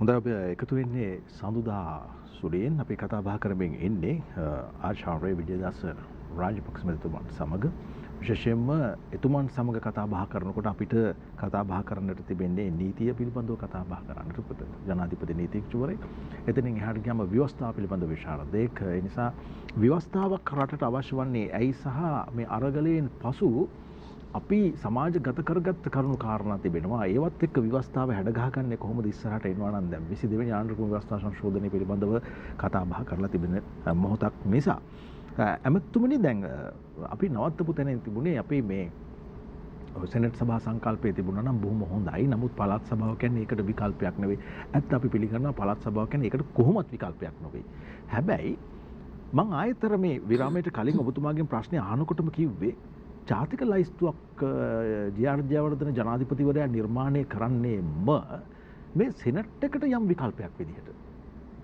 ඇත්ත වශයෙන්ම ඒකේ ආණ්ඩුක්‍රම ව්‍යවස්ථාවෙම ප්‍රතිපාදන තියෙනවා මේ 29 දෙනා ජාතික ලයිස්තුවෙන් පත් කිරීමේදී සැලකිල්ලට භාජනය කළ යුතු ප්‍රමුඛතා දෙකක් තියෙනවා. එකක් තමයි විද්වතුන් කියන්නේ මැතිවරණ හරහා ඉදිරිපත් වෙලා පාර්ලිමේන්තුවට එන්න කැමැත්තක් නොදක්වන ඉහළ පෙළේ උගතුන් විද්වතුන් වෘත්තිකයන් පාර්ලිමේන්තුවට ගෙන්වා ගැනීම පළවෙනි අරමුණ. දෙවෙනි අරමුණ තමයි ප්‍රමාණවත්ව නියෝජනය නොවිච්ච ජන කොටස් ප්‍රමාණවත්ව නියෝජනය කරවීම සඳහා ඒ ජන කොටස් අතරින් තෝරා බේරාගත්ත මහජන නියෝජිතයන්. දැන් ඒකේ අරමුණු සමහර වෙලාවට අපිට යම් යම් පුජ්‍යලයන් පත් කිරීම පිළිබඳව සතුටු වෙන්න පුළුවන් අවස්ථා තිබුණා. උදාහරණයකට විදිහට ගත්තොත් මම හිතන්නේ මුළු රටම ලෝකෙම පිළිගන්නවා ඒ ජාතික ලැයිස්තුවරා ලක්ෂ්මන් කදිරගම මැතිතුමා වගේ කෙනෙක් ආපු එක රටට විශාල ප්‍රතිලාභයක් බවට පත් වුණා. නමුත් එහෙම අවස්ථාවල් තිබුණේ 14ක් විතරයි. අනිත් සෑම අවස්ථාවකදීම ඔය කියපු ප්‍රමිතීන් දෙක අනුගමනය කිරීමක් සිද්ධ වෙලා නැහැ. එතන තමයි ප්‍රශ්නේ තියෙන්නේ. ඇමතුමනි දැන් අපි හොඳ තැනකට ඇවිල්ලා තිනවා මේ අරගලයත් එක්ක. අපි අර ඔබතුමා කිව්වා වගේ අරගලය වෙනුවෙන් අවංකව පෙනී සිටියා නම් ජනතා ප්‍රශ්න වෙනුවෙන් අවංකව පෙනී සිටියා නම් ඔවුන් අතරින් බොහොම හොඳ යෝජනාවලියක් ආවා. මං හිතන්නේ ජනාධිපතිවරයා පවා ඔවුන් හමු වුණා. මම එක්කන් ගියේ. ඔව් ඔබතුමන්ගේ මැදිහත් තියෙනවා. ජනාධිපතිවරු දෙන්න ළඟටම එක්කන් ගියා. ඔව් හරි. මේ ඒ කියන්නේ ඇමතුමනි දැන් අපි හැමතිස්සෙම කල්පනා කරනවානේ දැන් ඒ කියන්නේ අපි ප්‍රශ්නයක් ආවොත් අපිට මේ කඩුපොළු අරගෙන එහෙම නැත්නම් අවි ආයුධ අරගෙන රාජ්‍ය පාර්ශවයේ හෝ වේවා ඒ යම් අරමුණක් වෙනින් පෙනී සිටින පාර්ශවයක් හෝ වේවා අපිට ප්‍රශ්න විසඳන්නට පුළුවන් කමක් නැහැ. ඒ හින්දා තමයි අපි හැමතිස්සෙම කියන්නේ සාකච්ඡාවෙන් මේවා විසඳ ගන්නට අවශ්‍යයි කියලා. සාකච්ඡාවෙන් තොරව අපිට කිසිම දෙයකට කතා බහ කරන්නට බෑ. කාගේවත් තේන්නා වූ හැඟීම් අනිත් කෙනාට sannivedana කරගන්නට පුළුවන් කමක් නැහැ. විශේෂම දේශපාලන වශයෙන් කතා බහ කරනකොට. හැමතුමනි මහජන කතිකාවක් පිළිබඳව කතා බහ වෙනවා අරගලයත් එක්කම. ඔබ කිව්වා වගේ බුද්ධි මණ්ඩලයක් පිළිබඳව කතා බහ වෙනවා අරගලයත් එක්කම. ඒත් එක්කම මීට කලින් මම මේ ඔබතුමන් ඔය ඉඳගෙන ඉන්න ආසනයට මීට කලින් පැමිණි විවිධ දේශපාලන පක්ෂ නියෝජනය කරන අයගෙනුත් මම මේ ප්‍රශ්නය අහලා තිබෙනවා. LLRC වාර්තාව කියලා එකක් අපි ගත්තා. රටේ ජනතාවගේ අදහස් ගත්තා. බුද්ධිමතුන්ගේ අදහස් ගත්තා. විද්වතුන්ගේ අදහස් ගත්තා. වෘත්තිකයන්ගේ අදහස් ගත්තා. කොහො දැන් ඒක? ඇත්තටම LLRC එකේ තිබෙන යෝජනා වලින් විශේෂයෙන්ම ඒක අරමුණු කරගත්තේ මේ රටේ තිබුණු ජාතිවාදී ගැටුම් හේතු වෙන්නේ ඒක දැම්මේ. එතකොට මේ ජනමාර්ගික සංහිඳියාව ඇති කිරීමයි නීති ආධිපත්‍ය ඇති කිරීමයි දෙකනේ දෙකේ අරමුණු. එතකොට මේ උගත් පාඩම් කොමිසම හිටපු නීතිපති සී.ආර්.ඩී. සිල්වා මැතිතුමාගේ සභාපතිත්වයෙන් දුන්න නිර්දේශ ඒවායෙන් අධිකරණයේ පැත්තෙන් ක්‍රියාත්මක කරන්න පුළුවන් පියවර ගණනාවක් අපි අරන් තියෙනවා. උදාහරණ විදියට ගත්තොත් 2016 මම අධිකරණ මැතිවරයා විදියට ඉන්න කාලෙම තමයි පටන් ගත්තේ අතුරුදහන් වගේ කාර්යාලය. ඒතර ඒක දැන් මේ වෙනකොට ක්‍රියාත්මක කරනවා. පහුගිය කාලේ මන්දගාමී වුණාට දැන් ඒක ඉතා වේගයෙන් ක්‍රියාත්මක කරන ආයතනයක් බවට පත් කරලා තියෙනවා. එතකොට වන්දි කාර්යාලය රිපරේෂන් ඔෆිස් එක. ඒතර ඒකත් ක්‍රියාත්මක වෙනවා. එතකොට සංහිඳියා කාර්යාලය Unity and Reconciliation. එතකොට ඒ ව්‍යාපෘතියත් ක්‍රියාත්මක වෙනවා. ඒකේ අලුතින් අපි අනපනත් ගෙනල්ලා ඒ කටයුතු කරනවා. ඒ වගේම භාෂා ප්‍රශ්නේ ඒ වකවානුවේම අපි උතුරු නැගෙනහිර ප්‍රදේශයේ පොලිස් නිලධාරීන් 6000කට දෙමළ භාෂාව උගන්වන්න කටයුතු කරා. ඊට අමතරව නොයෙකුත් ආකාරයෙන් ඒ වගේ මේ භාෂා දන්න අය නීතිය ක්‍රියාත්මක කරන ආයතන වලට අපි අනුගත කරගත්තා. ඉතින් ඒකෙන් අර අපි අමාත්‍යංශ මට්ටමින් ක්‍රියාත්මක කරන්න පුළුවන් දේවල් හුඟක් අපි කරලා තියෙන්නේ. හැබැයි ඒක ප්‍රමාණවත් කියලා මම කියන්නේ නැහැ. ඒකට අවශ්‍ය මූලික සන්දර්භය සකස් කර ගැනීම සඳහා ව්‍යවස්ථාවේ යම්කිසි වෙනස්කම්ත් කරන්නට ඕනේ. ඒ වෙනුවෙන් තමයි අපි ඉදිරියේදී මේ උත්සාහ දරන්නේ. ඇමතුමනි දැන් මේ සියල්ල රටේ ජනතාව වෙනුවෙන් මේ සියල්ල රටේ ජනතාව වෙනුවෙන් පාලකයා වැඩ කළ යුත්තේ තමන්ගේ පුරවැසියන් වෙනුවෙන්. ඔබ හිතනවාද ඔබ දැන් ඔය කිව්ව සියලුම දේවල් අතුරුදහන් මේ වෙනුවෙන් ස්ථාපිත කරපු කාර්යාලය සංහිඳාවන් ඇති කරන්නට කටයුතු කරපු විදිහ ඒ පිළිබඳව අපි අරගෙන තියෙන තීරණ රටේ ජනතාව දැනුවත් කියලා. රටේ ජනතාව යම් ප්‍රමාණයකට දැනුවත්. රටේ ඒක සම්බන්ධව රටේ ජනතාවගේ දැනුවත් වීම සම්බන්ධව ඇත්තටම බරපතල ගැටලුවක් තියෙනවා. ඒක අපි වැරද්ද නෙවෙයි. මේ රටේ තියෙන මේ ජනමාධ්‍ය සංස්කෘතියේ තියෙන වැරද්දක්. මොකද දැන් අපි හුඟක් ඔය දැන් ඡන්ද මැතිවරණ ක්‍රමය ගැන කියවනේ ඒක දූෂිතයි කියලා කියවනේ. ඒක ඒ தත්වෙට දූෂිත වෙන්න උපරිම දායකත්වය දීලා තියෙන්නේ මේ රටේ මාධ්‍ය ශාස්ත්‍රය. මොකද මාධ්‍ය ශාස්ත්‍රය තමයි අද ස්වාධීන මාධ්‍යයක් අපි මේ රටේ දකින්නේ නැහැ. මාධ්‍ය ස්වාධීන නැත්තම් කවදාවත් ජනතාවට ස්වාධීන තීන්දුව తీරන ගන්න බෑ. මේ රටේ තියෙන ඕනම කළු චරිතයක් සුදු චරිතයක් කරන්න සුදු චරිතයක් කළු චරිතයක් කරන්නත් මාධ්‍යයට පුළුවන්. මාධ්‍ය එක කරනවා. ඒ වගේම හැම මාධ්‍යයකටම දේශපාලන න්‍යාය පත්‍රයක් අඩු වැඩි වශයෙන් තියෙනවා. ඒ වගේම මේ මැතිවරණ ක්‍රමයේ වැඩිම ප්‍රතිලාභ මූල්‍ය ප්‍රතිලාභ ලබන්නේ මාධ්‍ය ආයතන. ඉතින් ඒක නිසා මාධ්‍ය ආයතන අනිත් හැමෝගෙම වැරදි කියනවා. අනිත් හැමෝම ගන්න ප්‍රතිලාභ ගැන කියනවා. නමුත් මාධ්‍ය ආයතන ඒ තමන් ඒකෙන් අයුතු විදියට ඒක හරහා තමන් ධනවත් වීම ගැන කතා කරන්නේ නැහැ. ඒ වගේම දැන් ওই සංහිඳියාව ගැන තොරතුරු අපි කොච්චර කිව්වත් අපි මාධ්‍ය සාකච්ඡා කරලා තියලා කිව්වත් ඒවාය පළ කිරීනවද නැද්ද කියලා සම්පූර්ණ ඒගොල්ලන්ට තියෙන අභිමතයක්. හිතුනොත් පළ කරනවා. එහෙම වෙන ඒගොල්ලන්ට ඒගොල්ල හිතන ආකාරයේ සාමාන්‍යයෙන් අපි කියන්නේ ගැලරියට ගැලපෙන පරිදි මාතෘකා සපයන මාධ්‍ය ආයතන වලට වෙන මාතෘකාවක් හොයාගන්න බැරි වුණොත් සමහරලාට ඔය වගේ ජාතික වශයෙන් වැදගත් ඒවා දානවා. නැත්නම් මේක පත්‍රයකවත් වැටෙන්නේ නැහැ. එහෙම තත්ත්වයක් මේ රටේ තියෙනවා. හොඳයි. එමතුමනි දැන් ඔබතුමාට හිතෙන්නේ නැද්ද දැන් ගැලරියට ආමන්ත්‍රණය කිරීමට ජනමාධ්‍යයට හැකියාවක් ලැබෙන්නේ සහ එම නැත්නම් ඔවුන්ට මේ පිළිබඳ අවස්ථාවක් උදාවන්නේ ගැලරියට ආමන්ත්‍රණය කරන දේශපාලඥයන් හින්දායි කියලා. ඔව් එතකොට ගැලරි දැන් ජනමාධ්‍යයෙන් ඒ වගේ අයට ප්‍රමුඛතාවය දෙනකොට ඒගොල්ලෝ හිතනවා ඒක තමයි රටේ වෙන්න ඕනේ කියලා. එතකොට ඒගොල්ලන් ඒ මාර්ගය ඔස්සේ දුවනවා. හැබැයි රටකට ඇත්ත වශයෙන්ම වෙන්න ඕන හැම මාධ්‍යයක්ම මේ විනෝද ආස්වාසය සඳහා තිබෙන මාධ්‍ය ආයතන වැඩසටහනක් එහෙම කිරීම ගැන නෙවෙයි මම මේ කතා කරන්නේ. ජාතික වශයෙන් වැදගත් කාරණාවලදී ජාතික වශයෙන් වැදගත් ප්‍රවෘත්ති පළ කරන්න ඕනේ. එහෙම ඒවා අපි ඊටාම අඩුවෙන් දකින්නේ පාර්ලිමේන්තුවේ වුණත් අපි හරි අඩුවෙන් දකින්නේ මේ හොඳ වෘත්තීය මට්ටමින්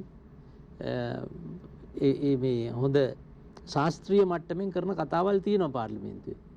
හැබැයි ඒව ජනමාධ්‍ය අපි දකින්නේ හරි කලාතුරකින්. එහෙම ප්‍රශ්නකුත් තියෙනවා අපිට. හොඳයි.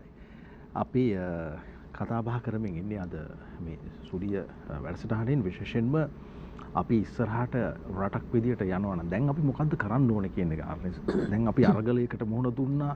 අපි අරගලය සම්බන්ධයෙන් මූලික කරුණු කාරණා බවට පත් වෙච්ච ජනාධිපතිවරයා වෙනස් කිරීම සිද්ධ කරා. ඊට පස්සේ අපි පාර්ලිමේන්තුව පිළිබඳව බලාපොරොත්තු තියාගත්තාම අපි පාර්ලිමේන්තුවේදී දැක්කා එකම කණ්ඩායමක් වුණත් විවිධ අදහස් ධර්මෙන් පාර්ලිමේන්තුවේදී ඔවුන් වෙන වශයෙන් මේ අරගලයෙන් පසු තත්ත්වය පිළිබඳව කතා බහ කරන ආකාරය. හැබැයි ජනතාවගේ පැත්තෙන් අරගෙන බැලුවාම තවත් කියවෙන දෙයක් තියෙනවා ඇමතුමනි. ඒ තමයි මොනවා කරත් තාම අපේ මේ බර අඩු වෙලා නැහැ. අපි දැන් තාමත් ඒ බරට කර තියාගෙන ඉන්නවා. විශේෂයෙන්ම මේ දැන් අපි හිතනවා නැත්තම් කතා බහ කරනවා දැන් තෙල් ප්‍රශ්න ඉවරයි කියලා. සැබවින්ම ඇමතුමනි තෙල් ප්‍රශ්න ඉවර නැහැ. ඒක කෝටා එකක් ගෙනල්ලා යම් ප්‍රමාණයකට පාලනය කරගෙන තිබෙන්නේ. කළමනාකරණය කරගෙන තිබෙන්නේ. එතනින් එහා ගියාම භූමි තෙල් 200කින් විතර වැඩි වුණා. අනිත් පැත්තෙන් විදුලි බිල 75කින් කියලා මේ අපිට කිව්වට අපි දන්නේ ලයිට් බිල එනකන් තාම අපිට ඒක කියව ගන්න පුළුවන් කමක් නැහැ. ජනතාවගේ ආර්ථිකය සම්බන්ධයෙන් තියෙන ප්‍රශ්න අරගෙන බැලුවාම ඔබ ඔය කියන දේශපාලනික විසඳුම් ටික හරියටම ක්‍රියාත්මක කරන්න පාර්ලිමේන්තුව කොයිතරම් කාලයක් ගන්නවද? මේ දේශපාලනික ස්ථාවරත්වය නිර්මාණය කරගන්නට පාර්ලිමේන්තුව කොයිතරම් කාලයක් ගන්නවද? මහ ජනතාව ඒ කාලයත් එක්ක තමයි ඊළඟ පියවරට යන්නේ. ඊළඟට කොහොමද මැතිවරණයක් තියෙනකොට ජනතාවගේ අයිතිය ජනතාවගේ බලය. ජනතාවට කැමති ඕන කෙනෙක් තෝරාපත් කර ගැනීමේ අයිතිය ජනතාව සතුයි. දැන් ජීවන බර වැඩි උනේ කියන එක අපි අනිවාර්ය ලෙස පිළිගන්නවා.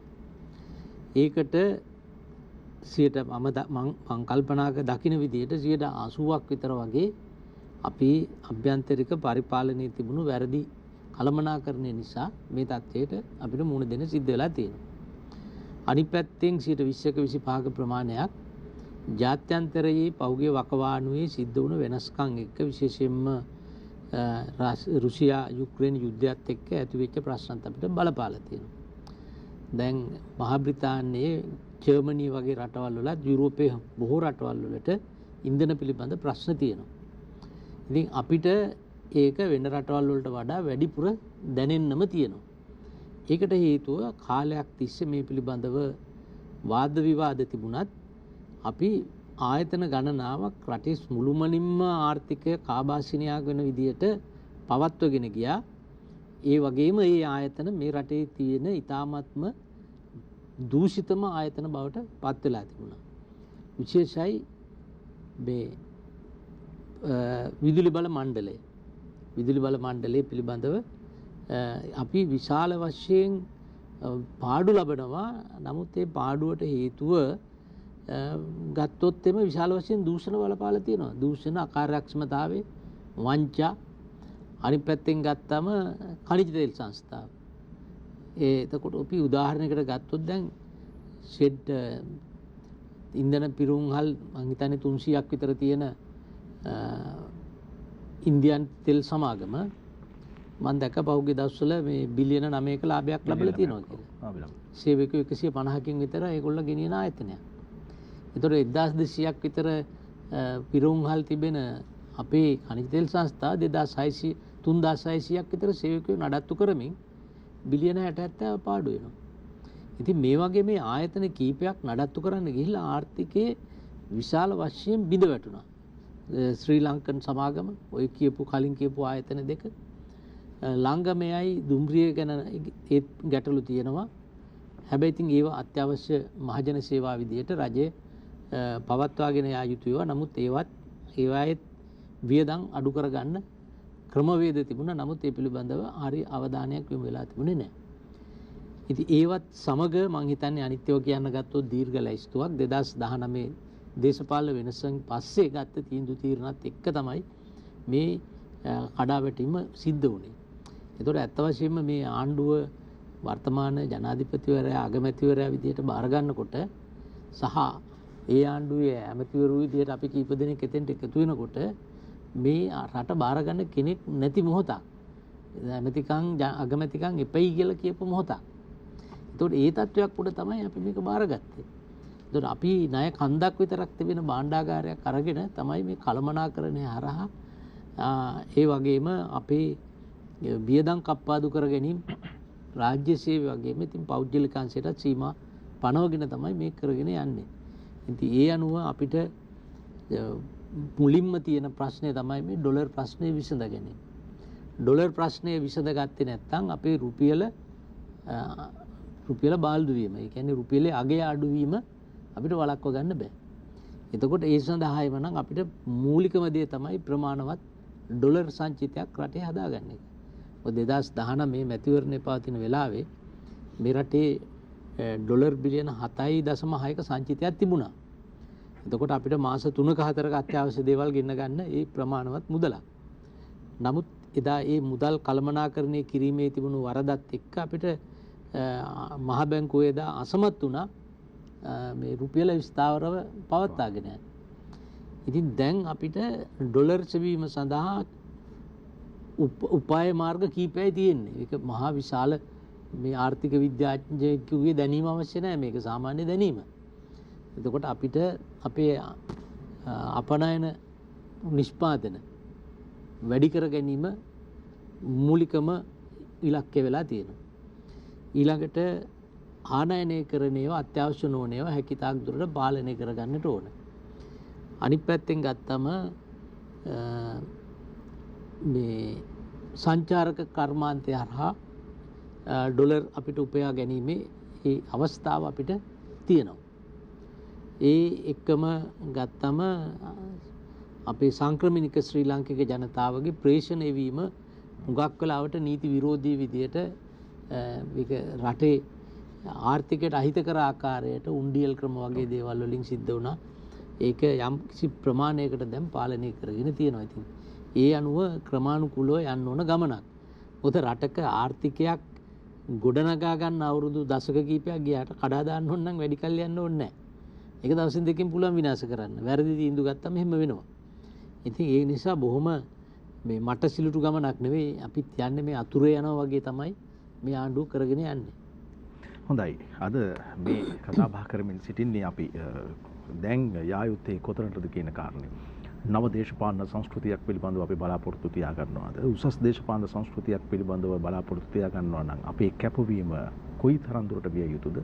එය දේශපාලඥයන්ගෙන් අපි බලාපොරොත්තු වෙන්නේ කොහොමද? මහ ජනතාවගේ යුතුයකම සහ වගකීම මොකක්ද? මේ පිළිබඳව දැන් ඇස් අරලා කතා කරන්නට අවශ්‍ය කරන පසුබිමක් නිර්මාණය වෙලා තියෙන්නේ. කෙටි විරාමයක් ලබාගෙනම අපි අලුත් කතාවට එකතු වෙමු.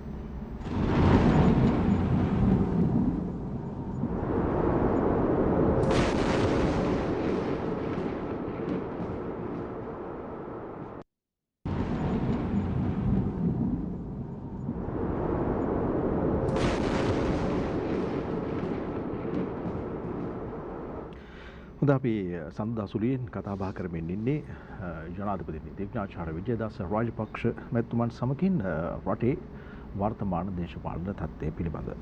ඇමතුමනි, අපි විරාමයට කලින් කතා බහ කරනකොට යම් ප්‍රවේශයක් ලබා ගන්නට පුළුවන්කම තිබුණා ආර්ථිකය පිළිබඳව කතා බහ කරද්දී. අපි 77න් පටන් ගන්න විවෘත ආර්ථිකය පිළිබඳව කතා බහ කරා. නමුත් අද වෙනකන් විවෘත ආර්ථික ප්‍රතිපත්තිය අපේ ආර්ථික ප්‍රතිපත්තියද? එහෙම නැත්නම් එයින් එහාගේ ආර්ථික ප්‍රතිපත්තියක් අපේ රට ඇතුළත ක්‍රියාත්මක වෙනවාද? මොකක්ද අපේ සත්‍ය ආර්ථික ප්‍රතිපත්තිය සහ ඒ ආර්ථික ප්‍රතිපත්තිය යටතේ අපි ආර්ථිකයක් ගොඩ ගන්නට සැලසුම් කරේ කොහොමද කියන කාරණය.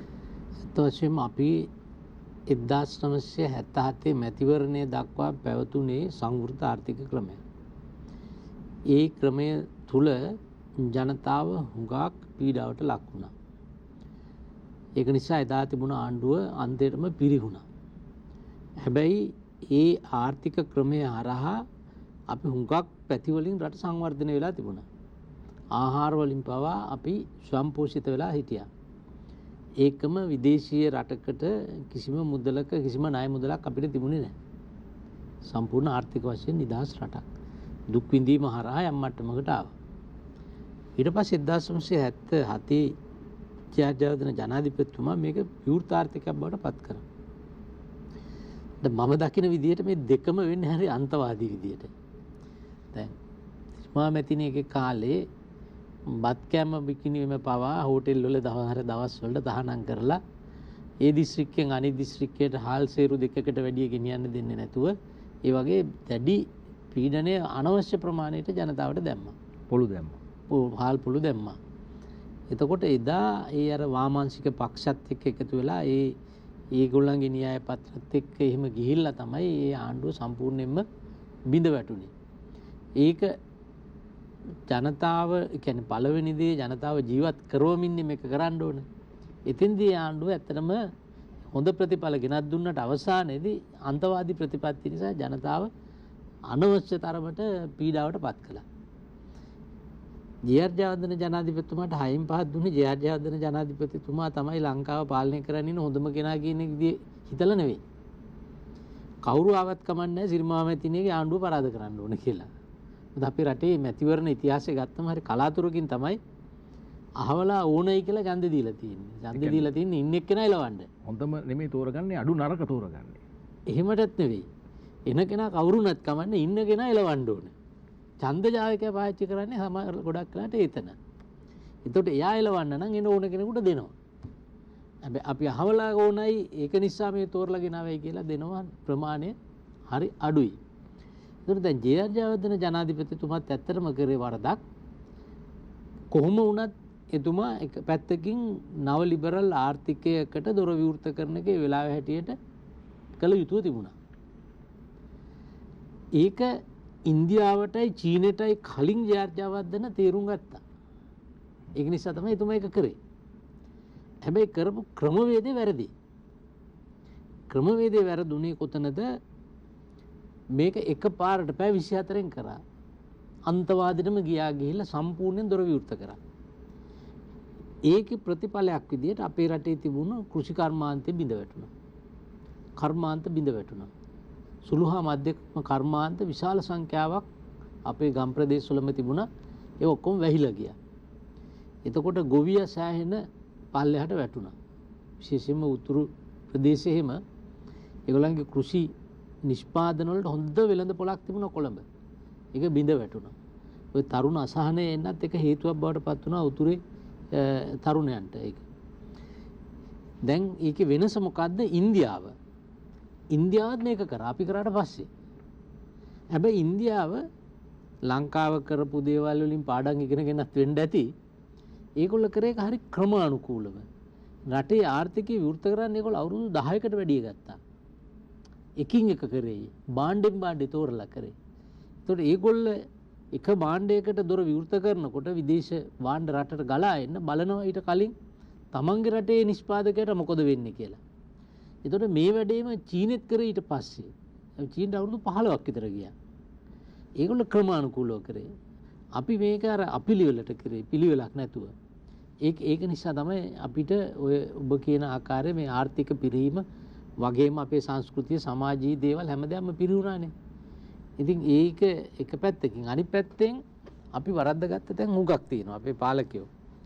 දැන් අපි මූල්‍ය අර්බුදය ආපුවම මේක විසඳ ගන්න දැනටත් අපි IMF එකට ජාත්‍යන්තර මූල්‍ය අරමුදලට ගිහිල්ලා තියෙනවා.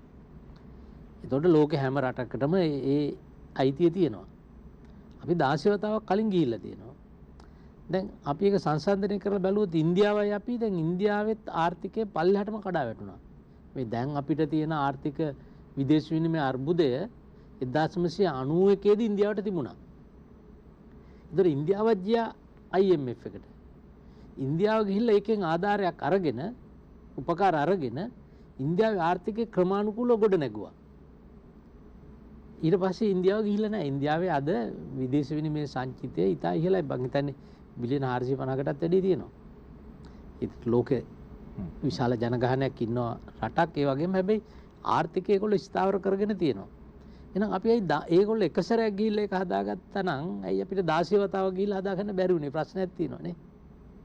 එතන ප්‍රශ්නෙට හේතුව අපි ආර්ථික විද්‍යාත්මක පැත්තෙන් බලපුවාම ඉන්දියාව ඒ ගත්ත උදව් උපකාර ගත්ත ඒව ආයෝජනය කළේ ඒගොල්ලන්ගේ කෘෂි කර්මාන්තය සහ කර්මාන්ත ශාස්ත්‍රය ශක්තිමත් කරන්න.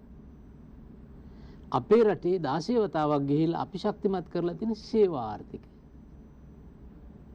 දැන් මෙච්චර අපේ දියුණු කෘෂිකර්මාන්තයක් ගෙනියන්න පුළුවන් රටේ අපේ ඒකේ ප්‍රතිශතය ආර්ථිකයට මේ සමස්ත ආර්ථිකයේ දායකත්වය කෘෂිකර්මයට 8%යි. දැන් කර්මාන්තයන්සිට ගත්තොත් 32%ක් විතර. ඒතර 59%ක් 60ක් විතර ප්‍රතිශතයේ තියෙන සේවා ආර්ථිකය. එතන තියෙන වෙනස මේකයි. දැන් සේවා ආර්ථිකයේ පුළුළු නාම ආර්ථික වශයෙන් වෙන කුඩා හැප්පීම් වලදී ඒ රටේ ආර්ථිකයට ඒක දැනෙනවා. හැබැයි සේවා ආර්ථිකය තරමක් අඩු කරගෙන කෘෂි ආර්ථිකය සහ කර්මාන්තවල ආර්ථිකය මේ ප්‍රතිශතය ප්‍රසාරණය වෙලා තියෙනවා නම් අර පොඩි හැප්පීමකදී රටට ලොකු විදියට ඒක බලපාන්නේ නැහැ. ඉතින් මම හිතන්නේ දැන් හරි අපි තේරුම් අරගෙන යා යුත්තේ අපේ කෘෂි ආර්ථිකය සහ සුළු සහ මධ්‍යම ප්‍රමාණයේ කර්මාන්ත ආර්ථිකය දියුණු කරන්න. ඒක පුළුල් කර ගැනීම හරහා අපිට අවුරුදු 5ක් ඇතුළත 5% සිට 10% විතර වගේ සේවා ආර්ථිකය අකුලව ගන්න පුළුවන් නම් ඒක දීර්ඝකාලීන වශයෙන් ඉතා හොඳ ඉලක්කයක්.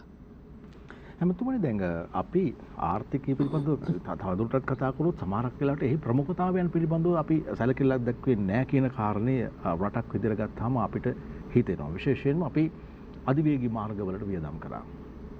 අපි අධිවේගී මාර්ගවලට වියදම් කරාට එහි නිෂ්පාදන ක්‍රියාවලියක් පිළිබඳව අපි කල්පනා කරේ නැහැ. ඇත්තටම මාර්ගයකට නැත්නම් යටිතල පහසුකම් වලට වියදම් කරනවා කියන්නේ පුනරාවර්තන වියදමක් බවට පත් කරගෙන අපිට පාරෙන් හම්බ කරගන්න පුළුවන් කමක් නැහැ නේද? අපි පාරෙන් හම්බ කරගන්නට අවශ්‍ය වෙන්නේ රට තුලට අමුද්‍රව්‍ය ඒ පාර තුලින් ගෙනහිල්ලා ඒ ආශ්‍රිතව තියෙන කර්මාන්ත පුරයන් වලින් නිමිද්‍රව්‍ය අපි රටින් එළියට ගෙනියන එක නිෂ්පාදන ආර්ථිකය. නමුත් අපි හැමතිස්සෙම සැලසුම් කරේ දැන් අදටත් අපි අරගෙන බැලුවොත් අපේ අධිවේගී මාර්ගවල අපි කරන්නේ ගමන් බිමන් යන එක විතරයි. එතනින් එහා මේ ආශ්‍රිතව කිසිම නිෂ්පාදන ක්‍රියාවලියක් පිළිබඳව අවධානයක් යොමු කරලා නැහැ. එතකොට දැන් වර්තමාන තත්ත්වය පිළිබඳව කතා බහ කරාම අපි ඩොලර් බිලියන 23310ක් විතර ණයයි. ඒ කියන්නේ ට්‍රිලියන 23ක් විතර ණයයි. දැන් කියන එක පුද්ගලයෙකුට මිලියනයක් විතර ණය තියෙනවා කියලා. මං කාටවත් ණය නැතුව මැරෙනවා කිව්වට අපිට කාටවත් ණය නැතුව මැරෙන්නේ නැහැ කියන්න බෑ. මේ වැරදිච්ච තැන හදාගන්නට තාමත් අපිට පුළුවන් කමක් නැහැ. අපි කොච්චර කතා කරත් මේක එකතු වෙන්නේ නැහැ. තාමත් අපි දකින්නවා අනවශ්‍ය වේදම් කරනවා. නෑ සමහර දේවල් හදන්න බෑ. සමහර කරගත්ත වැරදි කරපුවා හදන්න බෑ. දැන් ඔය රටක් දියුණු කරනකොට අධිවේගී මාර්ග කියන්නේ අවසානෙට කරන එක. දියුණුවේ මුලදිම කරපු රටක් නෑ. කරන්න බෑ එහෙම. දියුණු වෙලා එක්තරා සෑහෙන උඩකට ආවට පස්සේ තමයි අධිවේගී මාර්ග හදන්න ඕන. රටක් දියුණු කරන්න මුලින්ම කරන්න ඕන මේ දුම්රිය සේවය. දැන් ඉන්දියාවේ ඉතාමත්ම කියන්නේ වැඩිම ප්‍රතිශතයක් මම හිතන්නේ 60%කට වැඩිය ජනතාව ප්‍රවාහනය කරන්නේ දුම්රිය සේවය. මොකද ඒක තමයි අඩු වේදමින්ම කරන්න පුළුවන්. ලෝක අනෙකුත් රටවල් දියුණු රටවල් ගන්න. යුරෝපීය රටවල්, එංගලන්තේ, මහා බ්‍රිතාන්‍යය. ඒගොල්ලන් ඉස්සෙල්ලා දියුණු කරන්නේ දුම්රිය සේවය. භාණ්ඩ ප්‍රවාහනයට දියුණු කරන්නේ දුම්රිය සේවය. දැන් ඇමරිකාව ගත්තත් භාණ්ඩ ප්‍රමාණය වැඩි ප්‍රමාණයක් කරන්නේ දුම්රිය. ඒතකොට අපි ඒක නොසලකා හැරලා තියෙනවා. ඒ කියන්නේ අඩු වියදමින් ජනතාවගේ අවශ්‍යතා සපයන්න පුළුවන් මාර්ග අපි පැත්තකට දාලා නොසලකා හැරලා තියෙනවා. ඇත්ත වශයෙන්ම මම තුනන්දුනා ඔය යුද්ධය අවසන් වුණ ගමන් මම යෝජනා කරා ඒකට හිටපු පාලකයන්ට රට දියුණු කරන්න නම් මුල් අදියරේ මූලික සැලැස්ම විදිහට අපි ක්‍රියාත්මක වෙන්නට ඕන. කංකසන්තුරේ ඉඳලා කතරගමට යනකම් මේ අධිවේගී මාර්ගයක් නෙවෙයි අධිවේගයෙන් යන්න පුළුවන් දුම්රිය පද්ධතියක්. ඒකේ ට්‍රැක් දෙකක් දාලා දුම්රියක් හැදුවනම් දැන් ලෝකේ දුම්රිය යන්නේ සාමාන්‍යයෙන් 3 පැයකට හැතැම්ම කිලෝමීටර් 300යි 400යි සමහර තැන්වල 450යි. අපිට එච්චර ඕනත් නැහැ. අපිට එච්චර දුවන්න පුළුවන් රටක් නෙවෙයිනේ. අපිට අඩු ගානේ කිලෝමීටර් 200ක 250ක වේගෙන් යන්න පුළුවන් ඒ දුම්රිය මාර්ගය හදාගත්තා නම් අධිවේගී මාර්ග අපිට අවශ්‍ය වෙන්නේ නැහැ. එතකොට අධිවේගී මාර්ග අවශ්‍ය වුණත් අවශ්‍ය වෙන්නේ කොළඹ ඉඳලා රත්නපුරයට එකක් අවශ්‍ය වෙයි ඕන නම් කුරුණෑගල ඉඳලා නුවරට එකක් අවශ්‍යයි බොහොම සීමිත ප්‍රමාණයක්. එතකොට මේ අවසානයේට කරන්න ඕන එක තමයි අපි මුලදි කරලා තියෙන්නේ. ඒ වගේම ඔකට මම හොඳ උදාහරණයක් කියන්නම්. ඔය අපි ශ්‍රී ලංකන් ගුවන් සමාගම එදා එයා ලංකා කියලා පටන් ගන්නකොට ඔකට සභාපතිවරයෙක් ගන්න සිංගප්පූරු ගුවන් සමාගමේ සේවය කරපු වික්‍රමනායක මහත්මයා සභාපති කරන්න දෙයක් ජයවර්ධන ජනාධිපතිතුමාට සිද්ධ වුණා. ලී කුවන් යූ අගමැතිතුමාට මේ කතා කරන්න සිංගප්පූරුවේ. ඌ නිදහස් කරගන්න. එතකොට ඌ එක්ක ওই කතාව ওই ගැන කතා කරද්දී එතුම ජයවර්ධන ජනාධිපතිතුමාට උපදෙස් දීලා තියෙන්නේ ඔය වැඩේ කරන්න එපා. ගුවන් සමාගම පටන් ගන්න එපා. ඕක සාර්ථක වෙන්නේ නැහැ. හැබැයි ඔබ ඔයකට තරණ වියදම පාවිච්චි කරලා පොදු ප්‍රවාහන මාර්ග පොදු ප්‍රවාහනය දියුණු කරන්න අවුරුදු 3-4ක් යනකොට දන්නේම නැතුව මේ සල්ලි හම්බ වෙයි මේ ගුවන් සමාගමක් පටන් ගන්න. එදා ඒ උපදේශය ඇහුවේ නැහැ. අපිට දැන් බලන්න ශ්‍රී ලංකන් එක යොදවලා අපි ගෙන්න ගන්නවා සංචාරකයෝ කටුනායකට. කටුනායක ඉඳලා කොළඹට එන්න කොච්චර අමාරුද? පොදු ප්‍රවාහන සේවයක් නැහැ. සීගිරියට යන්න කොච්චර අමාරුද? හරියට පහසුකම් තියෙන බස් ප්‍රවාහනයක්, දුම්රිය ප්‍රවාහනයක් නැහැ. ඒ නිසා අපි අභ්‍යන්තරයේ පොදු ප්‍රවාහනය දියුණු කරගන්නේ නැතුව මේ ගුවන් මාර්ග වලින් එන මේක දියුණු කරාට වැඩක් නැහැ. ඒ වගේම පහුගිය කාලේ කරේ ආයෝජන වලින් අති බහුතරයක් නිෂ්ඵල ආයෝජන. අඩු ගානේ අධිවේගී මාර්ගවල නම් කවුරු හරි යනවා කියලා හරි කියමු. දැන් අනිත් එක උනේ දැන් අධිවේගී මාර්ග වැඩිපුර හදපුවම වැඩිපුර වාහන ගේනවා වැඩිපුර වාහන යනවා. ඉතින් ඒක නිසානේ අර ඩොලර් මිලියන මාසෙකට 250න් 300න් කරපු වැඩේ දැන් 500ක් ඕන. තෙල් ගේන්න. නමුත් දුම්රිය සේවා වගේ දේවල් පොදු ප්‍රවාහන අනිත් එක ලංකාවේ මං හිතන්නේ තිබෙන වාහන සංඛ්‍යාව ගත්තම 70ක් විතර පෞද්ගලික ප්‍රයෝජනයට තියෙන වාහන. එතකොට ඒවට ඉන්ධන විශාල වශයෙන් වැය වෙනවා. ඇයි අපි පෞද්ගලික වාහන පාවිච්චි කරන්නේ මෙච්චර? දැන් විදේශීය රටක, දියුණු රටක ඇත්තට මේ රටවල් දියුණුයි කියලා කියන්නේ අර පොදු ප්‍රවාහන සේවය දියුණු වීම. වෛද්‍යවරයා රෝහලට එන්නේ, නීතිඥවරයා, විනිශ්චයකාරවරයා මේ අධිකරණයට එන්නේත් මේ කෝච්චියේ. ඉතින් අපි මේ පොදු ප්‍රවාහනය දියුණු නොකරපු නිසා තමයි විශාල වශයෙන් එක ප්‍රධාන හේතුවක් මේ තත්ත්වයට රට ඇද වැටෙන්නේ. හොඳයි එතුමනි දැන් අපි ඊළඟට කතා කරොත් විශේෂයෙන්ම දැන් අපිට තියෙන්නට අවශ්‍යයි අපි පිළිබඳව ස්වයං විවේචනයක්. අපි කවදාවත් ඒක කරන්නේ නැහැ. අපි හැමතිස්සෙම මොන ආණ්ඩුව ආවත් කවුරු පාලනය කරත් කවුරු ජනාධිපති ධූරයේ හිටියත් අපිට වැරදිච්ච තැන් පිළිබඳව අපි කතා බහ කරන්නේ ඉතාමත්ම අඩුවෙන්. ඒවා නිවැරදි කියලා තර්ක කරනවා. තර්ක කරන එක තමයි කරන්නේ. ඔබ හරියටම හරි. ඔබතුමත් තර්කයේ පිළිබඳ ප්‍රවීණෙක්නේ. ඔබතුමන්ට දැන් හරියට බැලුවොත් අපිට අපි වරද්දගත තැන් දිහා බැලුවම අපමණයි. නමුත් අපිට ඉක්මනින්ම හරි ගස්සා ගන්නට අවශ්‍ය කරන තැන කොතනද කියලා අපි බැලුවොත් ඇත්ත වශයෙන්ම දැන් මම නම් හුඟක් තැන්වල වැරදි මගේ පක්ෂේ කියලා එහෙම තර්කයෙන් බේරෙන මම උත්සාහ කරලා නැහැ දේශපාලන කටයුතු වලදී. මම තර්ක උපරිම විදියට ඉදිරිපත් කරනවා අධිකරණ කටයුතු වලදී. ඒක මගේ වෘත්තියත් එක්ක. හැබැයි දේශපාලනයේදී මම තර්කයෙන් දිනන්න උත්සාහ කරන්නේ නැහැ. මොකද ඒක තර්කය හැමතිස්සෙම නිවැරදිද නෙවෙයි. තර්ක කරලා දිනන්න පුළුවන්. මේ වගේ මාධ්‍ය සාකච්ඡාවකට ඇවිල්ලා තර්ක කරලා දිනන්න පුළුවන්. හැබැයි තර්කයේ දිනු පමණින් ඒක ඒ රටට ප්‍රතිලාභයක් ඒකෙන් ලැබෙන්නේ නැත්නම් එහෙම තර්ක කරන එකේ වැඩක් නැහැනේ. දැන් මේ අපි ඔය මත්තල ගුවන් තොටුපළ හදද්දිත් පැහැදිලිව කිව්වා මේක නෙවෙයි හදනවා නම් අපි ණය අරගෙන හදන්නේ කිසිම උවමනාවක් තිබෙන්නේ නැහැ. නමුත් දෙවනි ජාත්‍යන්තර ගුවන් තොටුපළක් හදනවා නම් අපිට තැනක් තිබුණා. ඒක තමයි ඔය සීගිරියේ සිරිමා බණ්ඩාරනායක මැතිණිය වෙන් කරලා තිබුණා ගුවන් මේ පතේකට මේ එයාපෝට් එකකට ඉඩම පවා. ඉතින් එතන තමයි සුදුසුම තැන. ඒතකොට එතන හැදුවනම් ඒ කාලේ ඒ අවට ගත්තම ඒ රවුම ගත්තම වටේට ජාත්‍යන්තර ගුවන් තොටුපළ 10ක් තිබුණා. දැන් මෙහෙන් කටුනායක මාලි ත්‍රිචි ත්‍රිවේන්ද්‍රම් ඔය බැංගලෝර් චෙන්නයි මේ ඒ ටික ගත්තාම ඒ මැද ගුවන් තොටුපළක් හැදුනා නම් විශාල වශයෙන් එතෙන්ට තමයි ගුවන් යාන එන්නේ. හැබැයි අපි අහිමානේ කිසිම ගුවන් ගමන් පතේ මාර්ගයකට සම්බන්ධවත් නැති පළාතේවත් නැති තැනක එකක් හදලා දැන් අපිට දැන් ඒකේ ණය ගෙවා ගන්න බැරුව ඉන්නවා. දැන් වරායත් හදලා ගෙවා ගන්න බැරුව වරාය අන්තිමට පවර්ලා දුන්නා. ඉතින් ඒවා තමයි මම කිව්වේ. ඒවෙන් වෙච්ච හානි තමයි අපිට මේ තාම මකා ගන්න බැරි. දැන් අපි විශාල ගැටලුවක හිතුවට වැඩිය විශාල බරපතල ගැටලුවක ඉන්නේ. එක පැත්තකින් අපි දැන් ණය අත්හිටවල තියෙන රාජ්‍ය. එතකොට දැන් මේ ණය ගෙවා ගන්න පුළුවන් මට්ටමට ආර්ථිකය හදා ගන්න ඕනේ. එතකොට එහෙම අපි හදා ගන්නකම් අපි බැංකුත් එක්ක එහෙම ගනුදෙනු කිරීම වලට ජාත්‍යන්තරේ සූදානම් නැහැ. එතකොට අපේ වාණිජ බැංකු වල ගනුදෙනු විදේශීය බැංකු පිළිගන්නේ නැතුනම අපේ ව්‍යාපාරිකින්ට ව්‍යාපාර කරගන්න බැරුව යනවා. ඉතින් ඒ වගේ බරපතල කාරණා ටිකක් තියෙනවා. ඉතින් ඒක තමයි මම කිව්වේ මූලික වශයෙන්ම අපි වියදම් කළමනාකරණය කර ගැනීම පුළුවන් තරම් අඩු කරලා දැන් ඒ වෙනුවෙන් තමයි අතුරු අයවැය ලේඛනයක් ඉදිරිපත් කරන්නේ. ඒක හරහා අපි බලාපොරොත්තු වෙන්නේ ඒ ප්‍රාග්ධන වියදම් යනාදී අඩු කරලා ඒවෙන් මුදල් අරගෙන ජනතාවගේ සුබ සාධන කටයුතු වෙනුවෙන් වැඩිපුර යොදන්න. ඒක තමයි මූලික අවශ්‍යතාවය. ඒක ඇවිල්ලා කෙටි කාලීන දෙයක්.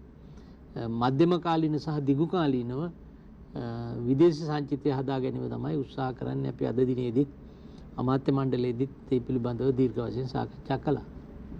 හොඳයි, අපි කතා බහ කරමින් සිටින්නේ විජයදාස රාජපක්ෂ අමාත්‍යතුමන් සමග සූදානම් වන්නේ අන්තිම කෙටි විරාමය ලබා ගන්නට.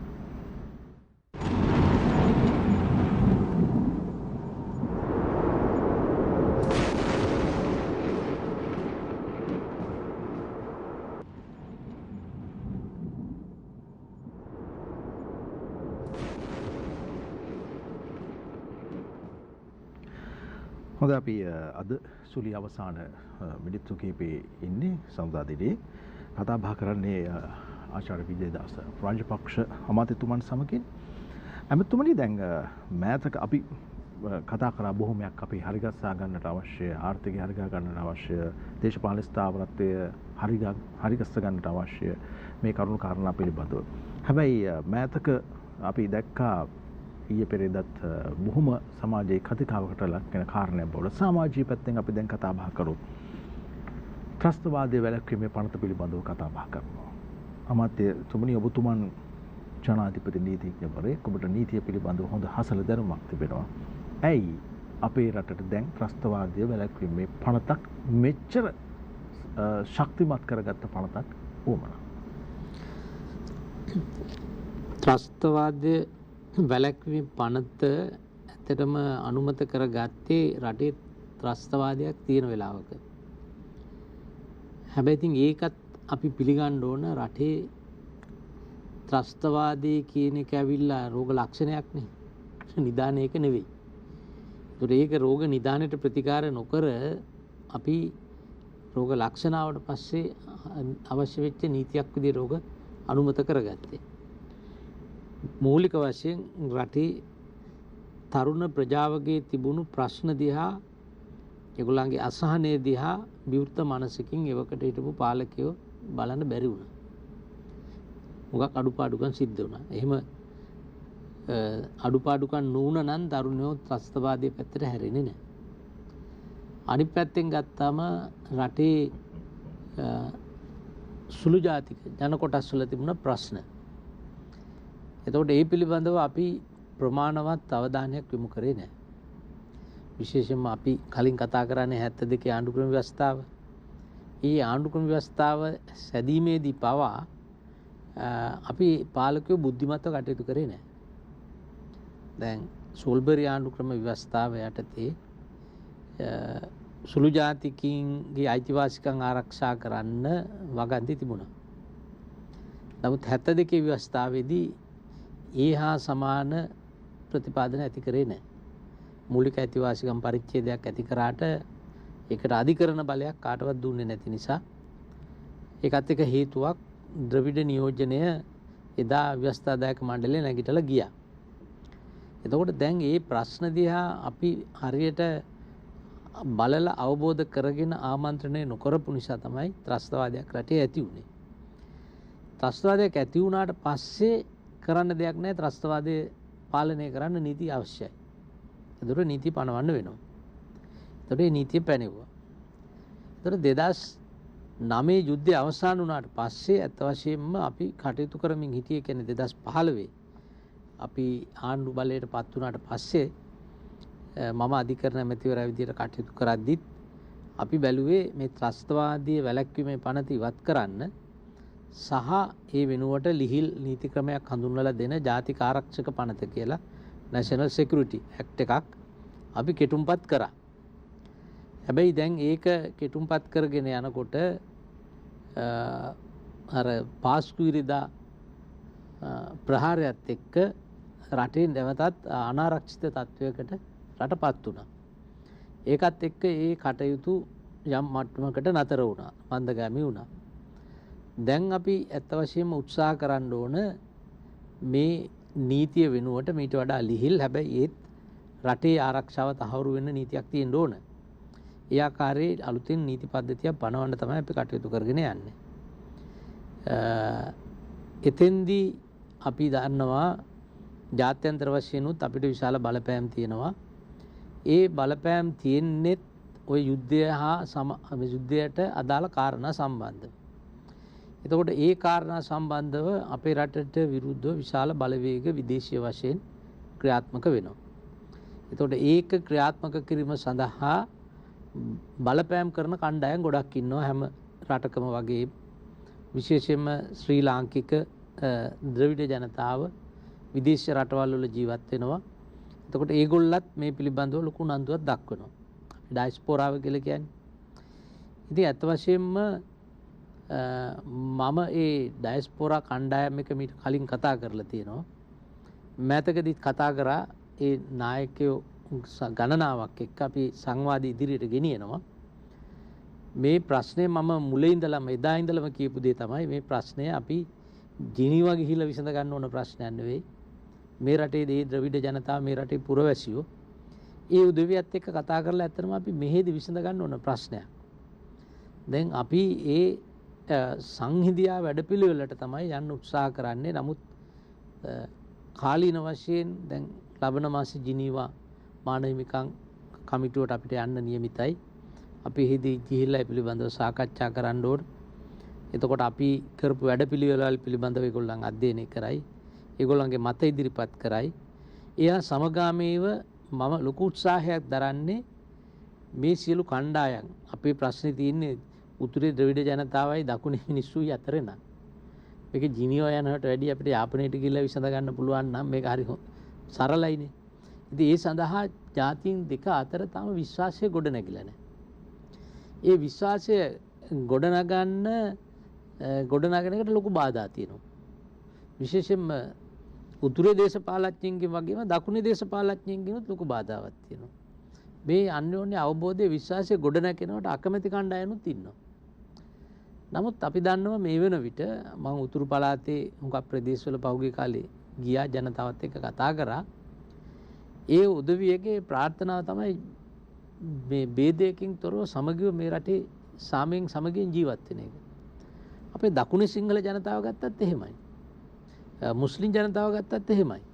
ඒතර මේ අන්තවාදයට ඔක්සිජන් දෙන කණ්ඩායම් ගත්තොත් මේ ඉතා සුළු ප්‍රතිශතයක් 1ක 2ක 3ක ප්‍රතිශතයක් තමයි ඉන්නේ.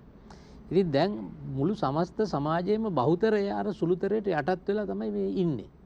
ඉතින් මේකෙන් මේ ප්‍රශ්නෙන් අපි ගොඩ එන්න ඕන.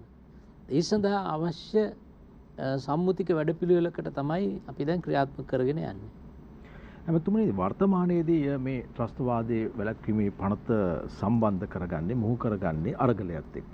සහ අරගලයෙන් පසු ඇති වෙච්ච විරෝධතාවයන් එක්ක. අපි දැක්කා අන්තර් විශ්වවිද්‍යාල ශිෂ්‍ය බල මණ්ඩලයේ කැඳවුම්කරු දැන් වර්තමානයේ මේ මොහොත වන විට අපිට ලැබෙන දැනුවත් වීම නැත්නම් යාවත් කාලින කිරීම තමයි ජනාධිපතිවරයා විසින් ඔහුව මාස 3කට තියාගෙන ප්‍රශ්න කරන්නට අවශ්‍ය කරන අනුමැතිය ලබා දුන්නා කියන එක. එතකොට දැන් ප්‍රශ්න කෙරෙනවා රටේ ජනතාවගෙන් ඇමතුමනි ත්‍රස්තවාදයේ වැළැක්වීමේ පනත යටතේ කටයුතු කරන්නට මේ විරෝධතා ව්‍යාපාරයේ යෙදුණු තරුණයන් කරපු ත්‍රස්තවාදී ක්‍රියාව මොකක්ද? ඒ පිළිබඳව අපි ආරක්ෂක අංශ වලින් ඇහුවා. ඒ පිළිබඳව තීරණය ගන්න අපි දේශපාලඥයෝ විදිහට අපි නෙවෙයි. මේක ආරක්ෂක අංශ වලින් ගන්නේ. දැන් ඔබ දන්නවා ඇමරිකාවේ කොංග්‍රසයේ කැපිටල් ගොඩනැගිල්ලට මුලින්ම බලාත්කාරයෙන් ඇතුළු වෙච්ච එක්කෙනාට ඇමරිකාවේ අධිකරණය අවුරුදු 7ක් සිර දඬුවමට නියම කරා. දැන් ඔහු ඉන්නේ සිරේ. ඒතර අපේ ජනාධිපති නිල නිවසේක ගෝඨාභය රාජපක්ෂ මහත්තයාගේ දීපල නෙවෙයිනේ. නිල නිවස කාර්යාලේ මේ වගේ හැම එකටම හුඟක් කලාබාහන සිද්ධ වුණා. විශේෂයෙන්ම ආරක්ෂක අංශය පිළිබඳව කියන ඒගොල්ලන්ගේ මේ ස්ථාවරය තමයි එදා පාර්ලිමේන්තුව ගිනි තියනවා කියලා තමයි ගියේ. ඒතකොට ආරක්ෂක අංශ විශාල උත්සාහයක් දරුවා පාර්ලිමේන්තුව ගිනි තියන එක වළක්වා ගන්න. ඒතකොට එදා පාර්ලිමේන්තුව ගිනි තිව්වා නම් එතකොට අරගලකාරයෝ මොනවද එකෙන් සාක්ෂාත් කරගන්නේ? ඒ කියන්නේ මේ රට සම්පූර්ණයෙන්ම අරාජික දේශයක් බවට පත් කරගන්න යන්නේ. එතකොට එතන හමුදාවේ නිලධාරි 22ක් බරපතල විදියට තුවාල වුණා ඒගොල්ලන්ට පහර දීලා. එතකොට T56 තුවක්කු දෙකක් පැහැරගෙන තිබුණා. ඉතින් ඒ සම්බන්ධව ආරක්ෂක අංශ කියනකොට ඒගොල්ලන්ට මේකේ කවුද මේක යට ඉන්නේ ඇයි මේක කරේ මේ පිළිබඳව අපිට තොරතුරු දැනගන්න ඕන කියලා. එතකොට ආරක්ෂක අමාත්‍යවරයා විදියට ජනාධිපතිවරයාට සිද්ධ වෙනවා මේ පරීක්ෂණ කටයුතු කරන්න අවසර දෙන්න. ඉතින් ඒ වෙනුවෙන් ඒ සඳහා තමයි මේ අවසරය දීම සිද්ධ කරලා තියෙන්නේ. එමත්තුමනි මම ආයෙත් ඔබතුමාගෙන් අහන්නේ සරලව කෙරෙන විරෝධතාවයක් පාරේ ගමන් කිරීමක් කරන විරෝධතාවයක් ඔය අර්ථයට අයිති වෙනවද? ඒ කියන්නේ හමුදා බටයෝ 22 දෙන්නෙකුට ඔලු පැලෙන්න ගාලා තුවාල කරලා T56 තුවක්කු උස්සගෙන මේ හමුදාල T56 තුවක්කු දෙකක් පැහැරගෙන යාම එක ඔබ කියන්නේ සරල එකක් නම් එහෙම අවශ්‍ය නැහැ. නෑ මම කියන්නේ මෙතුණේ. ඒ කියන්නේ දැන් එතන වෙච්ච දේ සරලයි කියලා මම හිතන්නේ නැහැ කවුරුත් පිළිගනී කියලා. එහෙම නෙමෙයි. මම කියන්නේ දැන් අපි දැක්කා ඊයේ පෙරේදා දිනේ අන්තර් විශ්වවිද්‍යාල ශිෂ්‍ය බල මණ්ඩලය විසින් ශිෂ්‍යයන් සමග පාගමනක් ආවා. ඒකට පහර දුන්නා.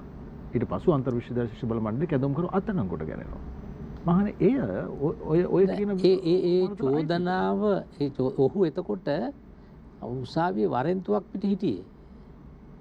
දොර වරෙන්තුවක් පිට හිටියේ පොලිසියට අල්ලගන්න බැරුව අධිකරණයට ඉදිරිපත් නොවි එහෙම ඉඳගෙන තමයි ගියේ. එතකොට මේ පෙළපාලිය ගියාට කියලා නෙවෙයි අත්අඩංගුවට ගත්තේ. එනකොට වරෙන්තුවක් තිබුණා.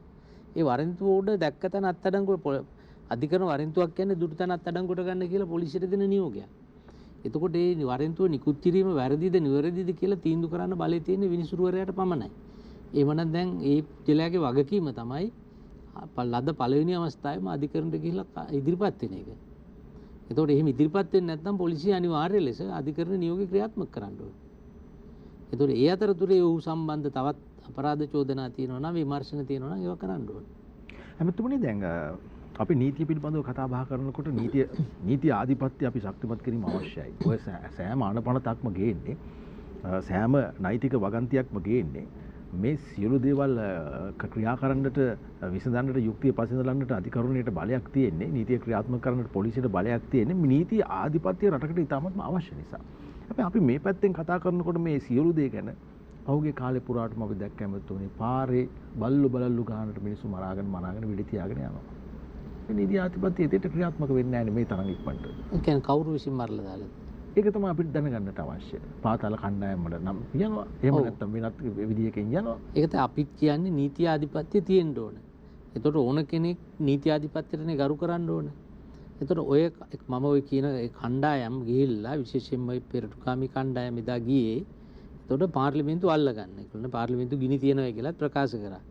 මේක විනාශ කරනවා කියලා ප්‍රසිද්ධියේ කතා කරා. ජනතාවට කිව්වා. එතකොට දැන් ඒ වෙනකොට ජනාධිපති මන්දිරයත් අල්ලගෙන ජනාධිපති ලේකම් කාර්යාලයත් අල්ලලා අගමැති කාර්යාලයත් අල්ලලා අගමැතිගේ නිල නිවසත් අල්ලලා ඊට පස්සේ අගමැතිගේ ගේට් ගිනි තියලා ඊළඟට අල්ලන්නේ පාර්ලිමේන්තුව. ඊට පස්සේ පාර්ලිමේන්තුව ඇල්ලුවට පස්සේ ඊළඟට යන්නේ අධිකරණේ. එතකොට ඒක නීති ආධිපත්‍යද? එකක්. අනිත් එක මේ පාතාල කල්ලි අද ඊයේ නෙවෙයි දිගින් දිගටම මේ රටේ මේ කුඩු මාෆියාවත් එක්ක බැඳිච්ච පාතාල කල්ලි ඔවුන් එකිනෙකා මරා ගන්නවා. ඒක අර අවි ගත්තෝ අවි එන්නසිනවා කියලා බොරුවට නෙවෙයිනේ කට කහනවට නෙවෙයිනේ කියලා තියෙන්නේ. ඉතින් ඔය පාතාල කණ්ඩායම් මුදල් වෙනුවෙන් මිනි මරා ගැනීම ඒක හොඳ දෙයක් කියලා ඒක අනුමත කරන්න බෑ කිසිසේත්. ඒක වළක්වා ගැනීම මේ ආණ්ඩුවක යුතුයකමක් ආරක්ෂකංශවල.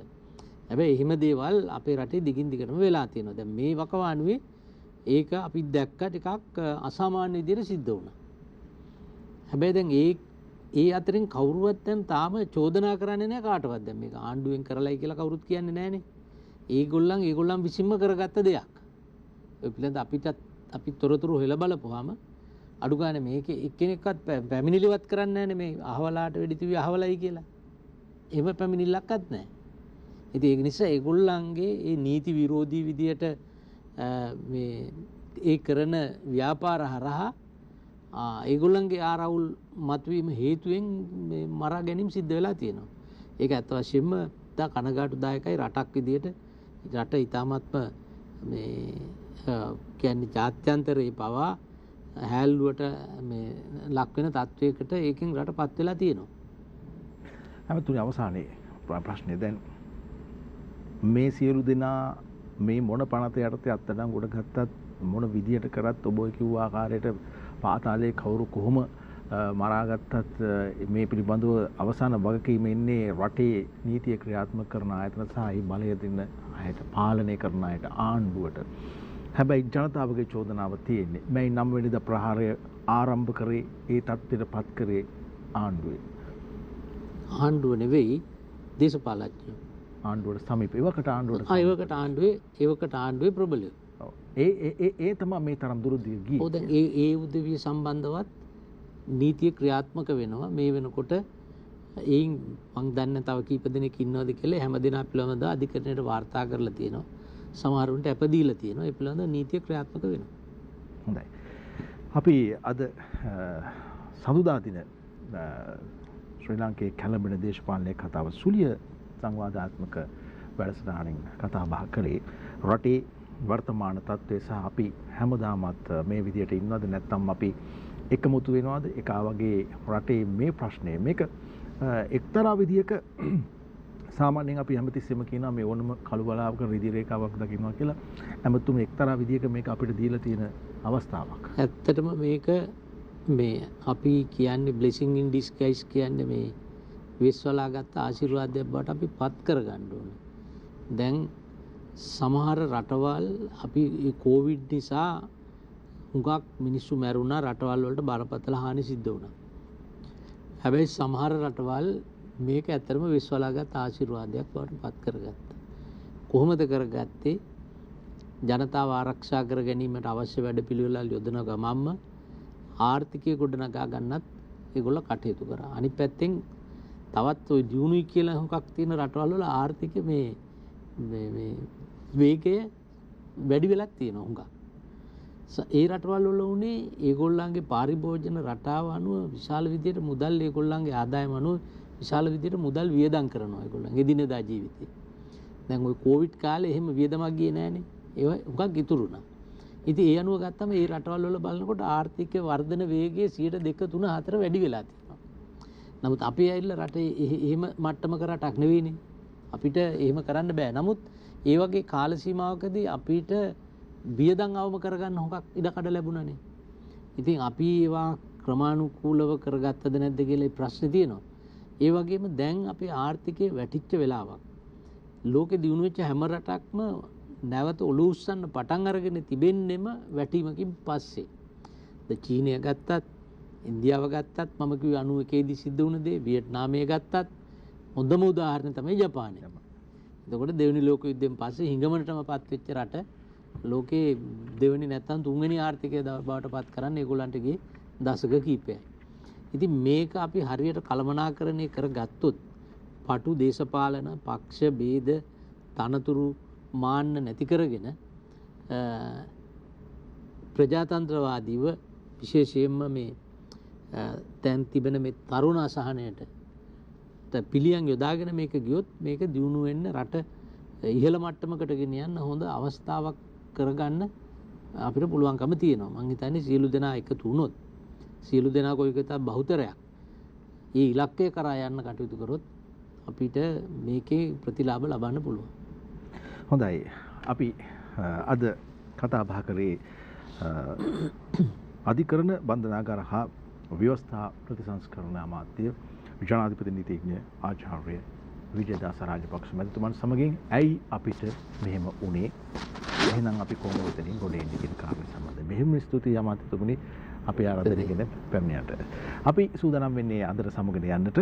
හෙට දිනේදී අඟහරුවාදා සුලියෙන් ඔබ හමුවන්නේ සමගි ජන බලවේගයේ පාර්ලිමේන්තු මන්ත්‍රී ආචාර්ය හර්ෂද සිල්වා මැතිතුමා. ප්‍රාර්ථනා කරනවා අපට සෝදායි රාත්‍රියක්.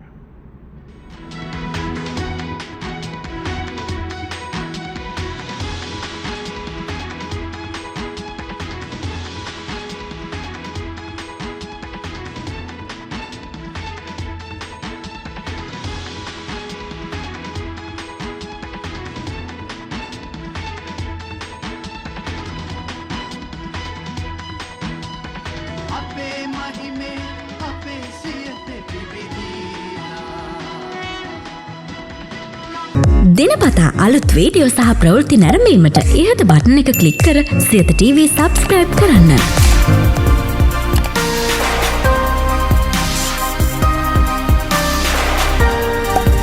අලුත් වීඩියෝ ගැන මුලින්ම දැනගන්න මෙම සීනුව ක්ලික් කරන්න.